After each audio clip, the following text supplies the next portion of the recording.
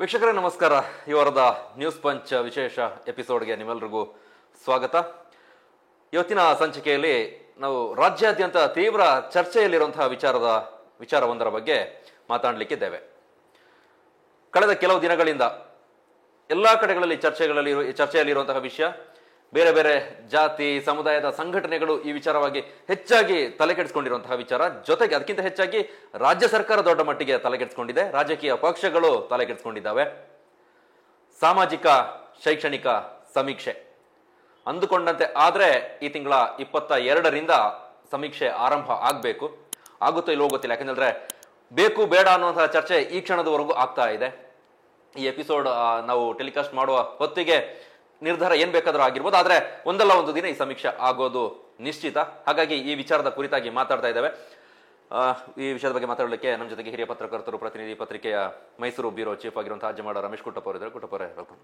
ನಮಸ್ತೆ ವೀಕ್ಷಕರೇ, 400 ಕೋಟಿಗೂ ಅಧಿಕ ರೂಪಾಯಿ ಖರ್ಚು ಮಾಡಿ ರಾಜ್ಯ ಸರ್ಕಾರ ಈ ದೊಡ್ಡ ಒಂದು ಪ್ರಯತ್ನಕ್ಕೆ ಕೈ ಹಾಕಿದೆ. ಸುಲಭದ ಕೆಲಸವೇನಲ್ಲ ಇದು. ರಾಜಕೀಯವಾಗಿ ಜೊತೆಗೆ ಅದರ ಮುಂದೆ ಆಗುವಂತಹ ಪರಿಣಾಮದ ಬಗ್ಗೆ ಯೋಚನೆ ಮಾಡಿದ್ರೂ ಕೂಡ ದೊಡ್ಡ ಮಟ್ಟದ ಪರಿಣಾಮಗಳು ಈ ಸಮೀಕ್ಷೆಯ ನಂತರದಲ್ಲಿ ಆಗುವಂತಹ ಸಾಧ್ಯತೆಗಳು ಕೂಡ ಇದಾವೆ. ಜೊತೆಗೆ ಜಾತಿವಾರು ಸಮುದಾಯವಾರು ಕೂಡ ಬೇರೆ ಬೇರೆ ರೀತಿಯಾದಂತಹ ಪರಿಣಾಮವನ್ನು ಹುಟ್ಟುಹಾಕಿದೆ. ಸರ್ಕಾರ ಮಾಡಿದಂತಹ ಕೆಲವು ನಿಯಮಾವಳಿಗಳು, ಹೊಸದಾಗಿ ಒಂದಷ್ಟು ಜಾತಿಗಳನ್ನ ಸೇರ್ಪಡೆ ಮಾಡುವ ವಿಚಾರವಾಗಿಯೂ ಕೂಡ ದೊಡ್ಡ ಮಟ್ಟದ ಚರ್ಚೆ ಆಗ್ತಾ ಇದೆ. ಎಲ್ಲದರ ಬಗ್ಗೆ ಮಾತಾಡೋಣ. ಕುಟುಂಬ ನಾವು ಕಳೆದ ಕೆಲವು ದಿನಗಳಿಂದ ನೋಡ್ತಾ ಇದ್ದೀವಿ, ಎಲ್ಲ ಬೆಳವಣಿಗೆಗಳು ರಾಜಕೀಯವಾಗಿ ದೊಡ್ಡ ಮಟ್ಟದ ಚರ್ಚೆ ಆಗ್ತಾ ಇದೆ. ಜೊತೆಗೆ ಈ ಜಾತಿ ಜನಾಂಗವಾರು ಸಮುದಾಯವಾರು ವಿಚಾರವಾಗಿಯೂ ಕೂಡ ಹೊಸದಾಗಿ ಪ್ರಯತ್ನಕ್ಕೆ ರಾಜ್ಯ ಸರ್ಕಾರ ಬೇರೆ ಬೇರೆ ರೀತಿಯಾಗಿ ಏನೋ ಮಾಡ್ತಾ ಇದೆ. ಆ ವಿಚಾರದಲ್ಲೂ ಚರ್ಚೆ ಆಗ್ತಾ ಇದೆ. ರಾಜಕೀಯವಾಗಿ ತೆಗೆದುಕೊಂಡ್ರೆ ಒಂದು ರೀತಿಯಲ್ಲಿ ಕುದಿಯುವ ಎಣ್ಣೆಗೆ ಸರ್ಕಾರ ಕೈ ಹಾಕಿದ ಹಾಗೆ ಇದೆ. ಇದು ಆಗುತ್ತೋ ಬಿಡುತ್ತೋ ಗೊತ್ತಿಲ್ಲ ಈಗಿನ ಮಟ್ಟಿಗೆ, ಆದ್ರೆ ಮುಂದಂತೂ ಆಗುತ್ತೆ. ಯಾವ ರೀತಿ ಇದು ನಾವು ತೆಗೆದುಕೊಳ್ಬಹುದು, ಜನರ ಮೇಲೆ ಯಾವ ರೀತಿ ಪರಿಣಾಮ ಬೀರುವಂತ ಸಾಧ್ಯತೆ ಇದೆ ಈ ಸಮೀಕ್ಷೆ? ಕರ್ನಾಟಕ ರಾಜ್ಯ ಹಿಂದುಳಿದ ವರ್ಗಗಳ ಶಾಶ್ವತ ಆಯೋಗದ ಮೂಲಕ ಸೆಪ್ಟೆಂಬರ್ 22ರಿಂದ ಈ ಒಂದು ಸಮೀಕ್ಷೆಯನ್ನು ರಾಜ್ಯದಾದ್ಯಂತ ಕೈಗೆತ್ತಿಕೊಳ್ಳಲು ಸರ್ಕಾರ ನಿರ್ಧಾರ ಮಾಡಿತು. ಇದರ ಬಗ್ಗೆ ಪರವಿರುದ್ಧವಾದ ಚರ್ಚೆ ನಡೆದು ಸ್ವತಃ ಮುಖ್ಯಮಂತ್ರಿ ನೇತೃತ್ವ ನಡೆದ ಸಚಿವ ಸಂಪುಟದ ಸಭೆಯಲ್ಲೇ ಕೆಲವು ಸಚಿವರು, ಪ್ರಭಾವಿ ಸಚಿವರುಗಳು ಸಹ ಈ ಸಮೀಕ್ಷೆಗೆ ವಿರೋಧವನ್ನು ವ್ಯಕ್ತಪಡಿಸಿದರು. ಆ ಕಾರಣಕ್ಕಾಗಿ ಇದನ್ನು ಪುನರ್ ಪರಿಶೀಲನೆ ಮಾಡಬೇಕಾದಂಥ ಅನಿವಾರ್ಯತೆ ಮುಖ್ಯಮಂತ್ರಿಗಳಿಗೆ ಎದುರಾಗಿದೆ ಅಂತ ಹೇಳ್ಬೋದು. ಒಂದು ಬಹುಶಃ ನಾವು ಹೇಳೋದು, ಈ ಸಮೀಕ್ಷೆಯನ್ನು ಘೋಷಣೆ ಮಾಡುವ ಮೊದಲೇ ಈ ಸಚಿವ ಸಂಪುಟದಲ್ಲಿ ಚರ್ಚೆ ಆಗಿ ಅದರ ಬಗ್ಗೆ ಚರ್ಚೆ ಆಗಿದ್ದರೆ ಈ ಥರ ಬರ್ತಾ ಇರಲಿಲ್ಲ. ಬಹುಶಃ ಏಕಪಕ್ಷೀಯವಾಗಿ ಅಥವಾ ತಮಗೆ ಯಾರು ಸಲಹೆ ಕೊಡ್ತಾರೆ ಅವರ ನೆಲೆಗಟ್ಟಲ್ಲಿ ಇದನ್ನು ಮಾಡಿರುವಂಥ ಚಾನ್ಸಸ್ ಇರುತ್ತೆ. ಅದಕ್ಕಾಗಿ ಸಚಿವರುಗಳೇ ಜನಾಭಿಪ್ರಾಯವನ್ನು ವಿರುದ್ಧವಾಗಿ ನಡ್ಕೊಳ್ಳೋಕೆ ಸಾಧ್ಯ ಆಗಲಿಕ್ಕಿಲ್ಲ ಅಥವಾ ನಮಗೆ ವೈಯಕ್ತಿಕವಾಗಿ ಕಷ್ಟ ಆಗ್ಬೋದು ಅಂತ ಕಾರಣಕ್ಕಾಗಿ ಇದನ್ನು ಪ್ರಬಲವಾಗಿ ಧ್ವನಿ ಎತ್ತಿರುವ ಕಾರಣಗಳು ಸಹ ಇದೆ. ರಾಜ್ಯದ ಹಲವಾರು ಸಮುದಾಯಗಳಲ್ಲಿ ಈ ವಿಚಾರದ ಬಗ್ಗೆ ಚರ್ಚೆ ನಡೆಯುತ್ತಿರೋದನ್ನು ನಾವು ಗಮನಿಸಬಹುದು. ಇದರಲ್ಲಿ ಸಮಗ್ರವಾದಂತಹ ಸಮೀಕ್ಷೆ ನಡೆಯುತ್ತೆ. ಜನರಿಗೆ ಸರ್ಕಾರ ಇಂಥ ಒಂದು ದೊಡ್ಡ ಮಹತ್ವದ ಯೋಜನೆಯನ್ನು ಜಾರಿಗೆ ತರುವ ಮೊದಲು ಜನಜಾಗೃತಿಯನ್ನು ಸಹ ಮೂಡಿಸಬೇಕಿತ್ತು. ನನಗೆ ಅನಿಸೋದು, ವ್ಯವಸ್ಥಿತವಾದಂಥ ಜನಜಾಗೃತಿ ಮೂಡಿಸದ ಕಾರಣಕ್ಕಾಗಿ, ಜನರಿಗೆ ಅರಿವಿನ ಕೊರತೆ ಕಾರಣಕ್ಕಾಗಿ ಸಾಕಷ್ಟು ಗೊಂದಲಗಳನ್ನು ಏರ್ಪಟ್ಟಿದೆ. ಸರ್ಕಾರವನ್ನು ನಡೆಸಿದವರು, ಸಂಸದರುಗಳು ಅಥವಾ ಶಾಸಕರುಗಳು, ಸಚಿವರಾಗಿದ್ದವರು, ಕೇಂದ್ರ ಸರ್ಕಾರ ಮಟ್ಟದಲ್ಲಿ ಇರುವವರು ಸಹ ಪ್ರತಿಕ್ರಿಯೆ ನೀಡುವಾಗ ಅಚ್ಚರಿ ಅನ್ನಿಸ್ತದೆ. ಇದು ಜನಗಣತಿ ಮಾಡುವಂಥ ಅಧಿಕಾರ ಕೇಂದ್ರ ಸರ್ಕಾರಕ್ಕೆ ಮಾತ್ರ ಇದೆ ಅಂತ ಹೇಳ್ತಾರೆ. ಇದು ಜನಗಣತಿ ಪ್ರಶ್ನೆ ಅಲ್ಲ, ಇಲ್ಲಿ ನಡೆಸ್ತಾ ಇರೋದು ಸಮೀಕ್ಷೆ. ಸ್ಪಷ್ಟವಾಗಿ ಹೇಳಿದ್ದಾರೆ, ಹಿಂದುಳಿದ ವರ್ಗದ ಆಯೋಗ ಎತ್ಕೊಂಡಿರುವಂಥದ್ದೇ ಸಾಮಾಜಿಕ ಮತ್ತು ಶೈಕ್ಷಣಿಕ ಸಮೀಕ್ಷೆ. ಜನಗಣತಿಯ ವಿಚಾರಣೆ ಇಲ್ಲ. ಆಗ ವಿಷಯವನ್ನು ಸುಮ್ಮನೆ ಒಂದು ಎತ್ಕೊಂಡು ಇದು ಜನಗಣತಿ ಮಾಡುವ ಅಧಿಕಾರ ರಾಜ್ಯ ಸರ್ಕಾರಕ್ಕೆ ಇಲ್ಲ, ಇದು ಕೇಂದ್ರ ಸರ್ಕಾರಕ್ಕೆ ಅಂತ ಮುಖ್ಯಮಂತ್ರಿಯಾಗಿ ಕೆಲಸ ಮಾಡಿದಂಥ ಸಂಸದರಾಗಿದ್ದಂಥ ಬಸವರಾಜ ಬೊಮ್ಮಾಯಿ ಅವರೇ ಪ್ರತಿಕ್ರಿಯೆ ನೀಡ್ತಾರೆ. ಜನಗಣತಿ ಮಾಡುವಂಥ ಅಧಿಕಾರ ರಾಜ್ಯ ಸರ್ಕಾರಕ್ಕಿಲ್ಲ, ಇದು ಕೇಂದ್ರ ಸರ್ಕಾರ ಮಾಡಬೇಕು ಅಂತ ಹೇಳ್ತಾರೆ. ಆಗ ಜನಕ್ಕೆ ಏನು ಅನ್ನಿಸ್ತದೆ, ಜನಗಣತಿ ಮಾಡ್ತಾ ಇದ್ದಾರಾ ಅಂತ ಅನ್ನಿಸ್ತದೆ. ಇದು ಇನ್ನೊಂದು ಇದು ಅರಿವು ಜನರಿಗೂ ಕೊಡಬೇಕು. ಒಬ್ಬ ರಾಜ್ಯದ ಮುಖ್ಯಮಂತ್ರಿಯಾಗಿ ಕೆಲಸ ಮಾಡಿದವರು, ಒಬ್ಬ ಸಂಸದರಾಗಿರುವಂಥವರೇ ಈಗ ಹೇಳಿದಾಗ ಜನಕ್ಕೆ ಎಷ್ಟು ಕನ್ಫ್ಯೂಷನ್ ಆಗುತ್ತೆ. ಜನ ಹೇಳ್ತಾರೆ ಜನಗಣತಿ ಮಾಡ್ತಿದ್ದಾರೆ ಅಂತ ಹೇಳುವ ಅಭಿಪ್ರಾಯ ಬರ್ತದೆ. ಜನಸಂಖ್ಯೆಯನ್ನು ಅರಿವು ಮಾಡುವ ರೀತಿ ಅದು ಸೆನ್ಸ್ ಅಲ್ಲ, ಇದು ಜನಗಣತಿ ಅಲ್ಲ, ಇದು ಸಮೀಕ್ಷೆ ಮಾಡುವಂಥದ್ದು. ಇದರಲ್ಲಿ ಒಂದು 60 ಪ್ರಶ್ನೆಗಳನ್ನು ಇಟ್ಟುಕೊಂಡು ಜನರಿಂದ ಮಾಹಿತಿಯನ್ನು ಪಡೆಯುವ ಕೆಲಸಗಳನ್ನು ಮಾಡ್ತೀವಿ. ಇದು ಕುಟುಂಬದ ಮಾಹಿತಿ ಸಂಗ್ರಹ ಮಾಡುವಂಥದ್ದು. ಕುಟುಂಬದ ಮುಖ್ಯಸ್ಥ ಯಾರಿರ್ತಾರೆ ಅವರನ್ನ ಕೇಂದ್ರೀಕೃತವಾಗಿ ಇಟ್ಟುಕೊಂಡು ಎಲ್ಲ ಪ್ರಶ್ನೆಗಳು ಅವರಿಗೆ ಹೋಗುತ್ತೆ. ಅವರ ತಂದೆ ತಾಯಿ, ಅವರ ಮಕ್ಕಳು, ಅವರ ಆಸ್ತಿಪಾಸ್ತಿಗಳು, ಶಿಕ್ಷಣ, ಸಾಮಾಜಿಕ ಜೀವನ ಸ್ಥಿತಿಗತಿಗಳು, ಕುಲಕಸಬುಗಳು ಅಥವಾ ಅವರ ಸ್ಟೇಟಸ್ಗಳು, ಮದುವೆ ಆಗಿದ್ದಾರಾ ಏನಿಲ್ಲ, ಅವ್ರ ಕುಟುಂಬದ ಸಮಗ್ರವಾದ ಮಾಹಿತಿ, ಆಸ್ತಿಪಾಸ್ತಿಗಳು ಎಷ್ಟಿದೆ, ಉದ್ಯೋಗ ಇದೆಯಾ, ಮದುವೆ ಬಿಟ್ಟಿದ್ದಾರಾ, ಅಂದರೆ ಈ ಸಮಗ್ರವಾದಂಥ ಎಲ್ಲ ಪ್ರಶ್ನೆಗಳನ್ನು ಎತ್ತಿಕೊಂಡು ಇದರಲ್ಲಿ ಒಂದು ಸಮೀಕ್ಷೆ ಮಾಡ್ತಾ ಇದ್ದಾರೆ. ನನಗೆ ಅನಿಸುವಂಥದ್ದು, ಸರ್ಕಾರ ಯಾವುದಾದ್ರೂ ಒಂದು ಯೋಜನೆ ಮಾಡಬೇಕು ಅಂತ ಹೇಳಿದ್ರೆ ಅದಕ್ಕೆ ಸಪೋರ್ಟಿಂಗ್ ಆಗಿ ಒಂದು ಸಮರ್ಥವಾದಂಥ ದಾಖಲಾತಿ ಇರಬೇಕಾಗುತ್ತೆ. ಸ್ಥಿತಿಗತಿಗಳ ಬಗ್ಗೆ ಅರಿವಿಲ್ಲದೆ ಹೋದರೆ ಯಾವ ಯೋಜನೆ ಮಾಡೋದಕ್ಕೂ ಸಾಧ್ಯ ಆಗಲ್ಲ, ಅಥವಾ ಅದು ಪರಿಣಾಮಕಾರಿಯಾಗಿ ಮಾಡೋಕ್ಕೂ ಸಾಧ್ಯ ಆಗೋಲ್ಲ. ಏಕಪಕ್ಷವಾಗಿ ಒಂದು ಯೋಜನೆ ಅನುಷ್ಠಾನ ಮಾಡಿ ಅದರ ಪರಿಣಾಮಕಾರಿಯಾಗಿ ಮಾಡಬೇಕು ಅಂತ ಹೇಳಿದ್ರೆ ಅಂಕಿಅಂಶ ಇಲ್ಲದಿದ್ದರೆ ಸರ್ಕಾರಗಳಿಗೆ ಸಾಧ್ಯ ಆಗೋದಿಲ್ಲ. ಭವಿಷ್ಯದ ಎಲ್ಲ ಒಂದು 40 ವರ್ಷಗಳಿಗೆ ಸಂಬಂಧಪಟ್ಟ ಹಾಗೆ ಸರ್ಕಾರ ಏನೆಲ್ಲ ಯೋಜನೆಗಳನ್ನು ರೂಪಿಸ್ಬೋದು ಅಂತ ಯೋಚನೆ ಮಾಡ್ಬೋದು. ಅದಕ್ಕೆ ಪೂರಕವಾದಾಗಿ ಈ ಸಮೀಕ್ಷೆ ಸಹಕಾರಿಯಾಗುತ್ತೆ. ಅಂದರೆ ಸರಿಯಾಗಿ ನಡೆದ್ರೆ ಸಮೀಕ್ಷೆ 100% ಸರಿಯಾಗಿ ನಡೆದ್ರೆ ಅಷ್ಟು ಸಮೀಕ್ಷೆ ನಡೆಯಕ್ಕೆ ಸಾಧ್ಯ ಆಗೋಲ್ಲ. ಯಾಕಂದರೆ ಕುಟುಂಬದ ಮಾಹಿತಿ ಹೊಡೆದಾಗ ಅವರು ಆಸ್ತಿಪಾಸ್ತಿಯ ವಿಚಾರ, ಅವರ ಆದಾಯದ ವಿಚಾರ, ಅವರ ಕುಟುಂಬದ ಕುಲಕಸಗಳು ಸತ್ಯವನ್ನು ಎಷ್ಟು ಹೇಳ್ತಾರೆ ಅಂತ ಹೇಳೋದ್ರ ಮೇಲೆ ಅವಲಂಬಿಸಿರುತ್ತಾರೆ. ಬಹುಶಃ ಇನ್ನು ಕೆಲವು ಕುಟುಂಬಕ್ಕೆ ಮನೆ ಇಲ್ಲದವರ ಪರಿಸ್ಥಿತಿಗಳೇನು, ಅಥವಾ ಕಾರ್ಮಿಕರುಗಳು ಅವರೇ ಹೇಗೆ ಪ್ರತಿಕ್ರಿಯೆ ನೀಡಬಹುದು, ಇದನ್ನು ಅಷ್ಟು ಅಥವಾ ಸಮೀಕ್ಷೆಯಲ್ಲಿ ತೊಡಗಿಸ್ಕೊಂಡಿರೋರು ಸಹ ಅಷ್ಟೇ ಎಷ್ಟು ಜವಾಬ್ದಾರಿಯಿಂದ ಸಮೀಕ್ಷೆನ ಮಾಡ್ತಾರೆ ಅಂತ ಹೇಳುವಂಥದ್ದು. ಮನೆಗೆ ಹೋಗಿ ಅಷ್ಟು ತಾಳ್ಮೆಯಿಂದ ಕುಟುಂಬದವರು ಅವರಿಗೆ ಕನ್ವಿನ್ಸ್ ಮಾಡಬೇಕು. ಫಸ್ಟ್ ಏಕಾಏಕಿ ಹೋಗಿ ಮಾಹಿತಿ ಕೇಳಿದ್ರೆ ಯಾರು ಮಾಹಿತಿ ಕೊಡೋದು, ಯಾಕೆ ಅಂತ ಕೇಳ್ತಾರೆ, ಪ್ರಶ್ನೆಗಳು ಬರ್ತಾರೆ. ಇವರು ಅವ್ರನ್ನ ಪ್ರಶ್ನೆ ಕೇಳೋ ಬದಲು ಇವರಿಗೆ 100 ಪ್ರಶ್ನೆ ಬರ್ತದೆ. ಅವರಿಗೆ ಸಮರ್ಥವಾಗಿ ಪ್ರಶ್ನೆಯನ್ನು ಕೊಟ್ಟು ಅವರು ಅದಕ್ಕೆ ಇದು ಅರ್ಥಕೊಂಡ್ರೆ ಆನಂತರ ಅವರು ಪ್ರಶ್ನೆಗಳಿಗೆ ಉತ್ತರ ಕೊಡೋಕೆ ಸಾಧ್ಯ ಆಗುತ್ತೆ. ಈ ಮನವೊಲಿಸುವ ಕೆಲಸ ಆಗಬೇಕಾಗುತ್ತೆ. ಇವರು ಹೋದಾಗ ಕುಟುಂಬದ ವ್ಯಕ್ತಿಯಲ್ಲಿ ಮನೇಲಿ ಇರಬೇಕಾಗುತ್ತೆ. ತುಂಬ ಕೆಲಸಗಳು ಇದೆ, ತುಂಬ ಈಸಿ ಅಲ್ಲ. ಅಂಥ ಸಂದರ್ಭದಲ್ಲಿ ಎಷ್ಟು ಸಮೀಕ್ಷೆ ಮಾಡುವಂಥ ವ್ಯಕ್ತಿಗಳು ಅದನ್ನು ಜವಾಬ್ದಾರಿಯಿಂದ ಮಾಡ್ತಾರೆ ಅಂತೇಳಿ ಕಾಟಾಚಾರಕ್ಕೆ ಮಾಡಿ ಎಲ್ಲ ಮುಗಿಸಿದ್ರೆ ಅದು ಮತ್ತೆ ಫೇಲ್ಯೂರ್ ಆಗುತ್ತೆ, ದೊಡ್ಡ ಮಟ್ಟದ ಹಣ ಖರ್ಚಾಗುತ್ತೆ. ಸರ್ಕಾರದ ಅಥವಾ ಒಂದು ಉದ್ದೇಶ ಅಥವಾ ಆಶಯಕ್ಕೆ ಅದು ಪೂರೈಸೋಕ್ಕೆ ಸಾಧ್ಯ ಆಗೋದಿಲ್ಲ. ಇಲ್ಲಿ ಚರ್ಚೆ ಆಗ್ತಿರುವಂಥದ್ದು ಅಥವಾ ಇಡೀ ಸಮಾಜದಲ್ಲಿ ಚರ್ಚೆ ಆಗ್ತಿರುವಂಥದ್ದು ಮುಖ್ಯವಾಗಿ ಸಮೀಕ್ಷೆ ಮಹತ್ವ ಏಕಾಗಿದೆ ಏನು ಅಂತ ಹೇಳೋದಕ್ಕಿಂತ ಜಾತಿ ಮತ್ತು ಧರ್ಮದ ಆಚಾರದಲ್ಲಿ ಹೆಚ್ಚು ಚರ್ಚೆಗೆ ಒಳಪಟ್ಟಿದೆ. ಈ ಸಮೀಕ್ಷೆಯ ತೂಗುಗತಿಗೆ ಹೋಗುವ ಪ್ರಶ್ನೆ ಬಂದಿರೋದೇ ಜಾತಿ ಮತ್ತು ಧರ್ಮದ ವಿಚಾರಕ್ಕೆ. ಅದರಲ್ಲೂ ದೊಡ್ಡದಲ್ಲಿ ಪರಿಣಾಮ ಆಗಿರುವಂಥದ್ದು ಇಡೀ ಒಂದು ಹಿಂದೂ ಧರ್ಮಕ್ಕೆ ಒಂದು ಧಕ್ಕೆಯಾಗುವ ರೀತಿಯಲ್ಲಿ, ಹಿಂದೂ ಧರ್ಮವನ್ನು ಒಡೆಯುವ ರೀತಿಯಲ್ಲಿ ವಿದ್ಯಮಾನ ನಡೀತಿದೆ ಅಂತ ಹೇಳುವಂಥ ಆತಂಕ ಇವತ್ತು ಸಮಾಜದಲ್ಲಿ ಸೃಷ್ಟಿಯಾಗಿರೋದನ್ನು ನಾವು ಗಮನಿಸ್ಬೋದು. ಈಗ ಹಿಂದೂ ಧರ್ಮದಲ್ಲಿ ಇರುವವರು ಹಿಂದೂ ಧರ್ಮದ ಜೀವನ ಕ್ರಮ ನಮಗೆ ಸಾಧ್ಯ ಆಗ್ತಿಲ್ಲ ಅಂತ ಹೇಳೋ ಕಾರಣಕ್ಕಾಗಿ ಅವರು ಕ್ರಿಶ್ಚಿಯನಿಗೆ ಮತಾಂತರಗೊಂಡ ನಂತರ ಅವರು ಮತಾಂತರಗೊಂಡಿರ್ತಾರೆ. ಅವರು ಹಿಂದೂ ಧರ್ಮ ನನಗೆ ಬೇಡ ಅಥವಾ ಇಲ್ಲಿ ಆಚರಣೆಗಳು ನನಗೆ ಇಷ್ಟ ಆಗ್ತಿಲ್ಲ, ಆ ಧರ್ಮದ ಆಚರಣೆ ನನಗೆ ಇಷ್ಟ ಆಗ್ತಿದೆ ಅಂತ ಹೋದ್ಮೇಲೆ ಅವ್ರು ಕ್ರಿಶ್ಚಿಯರಾಗಬೇಕು ಅಲ್ವಾ? ಅವರಿಗೆ ನಿಮಗೆ ಕ್ರಿಶ್ಚಿಯನ್ ಅಂತ ಹೇಳಿ ಹೋದ್ಮೇಲೆ ಕ್ರಿಶ್ಚಿಯನ್ ಆಗಬೇಕು. ಆದರೆ ಇದರಲ್ಲಿ ಸರ್ಕಾರನೇ 47 ರೀತಿಯ ಹೊಸ ಕ್ರಿಶ್ಚಿಯನ್ಸ್ಗಳನ್ನು ಮಾಡಿದ್ದಾರೆ. ಅವರು ಹಿಂದೂ ಮೂಲದಲ್ಲಿ ಹಿಂದೂ ಜಾತಿಯಲ್ಲಿ ಯಾವುದಿದ್ರು ಅದನ್ನು ಇಟ್ಟುಕೊಂಡು ಅವರು ಕ್ರಿಶ್ಚಿಯನ್ ಅನ್ನ ತೋರಿಸಿದ್ದಾರೆ.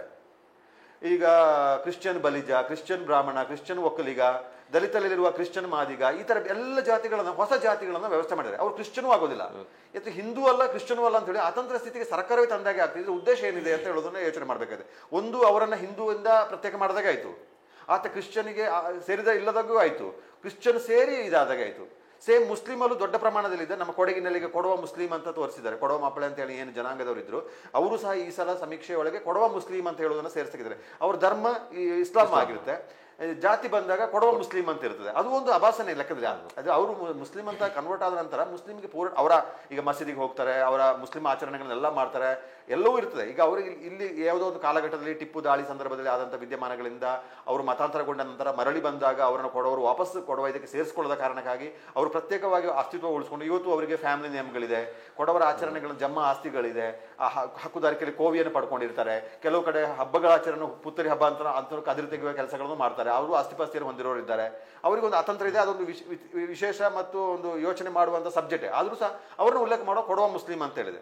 ಅದು ಹೊರತುಪಡಿಸಿದಂತೆ ಕ್ರಿಶ್ಚಿಯನ್ಸ್ ಅನ್ನ ಮತಾಂತರದ ವಿಚಾರಕ್ಕೆ ಸಂಬಂಧಪಟ್ಟಾಗೆ ಆತಂಕ ಆಗಿರುವಂಥ ಸಹ ಮತಾಂತರಕ್ಕೆ ಸರ್ಕಾರವೇ ಬೆಂಬಲ ಕೊಟ್ಟಾಗೆ ಆಗುತ್ತೆ ಅಂತ ಹೇಳುವಂತ ಒಂದು ಆತಂಕ ಇರುವಂಥದ್ದು.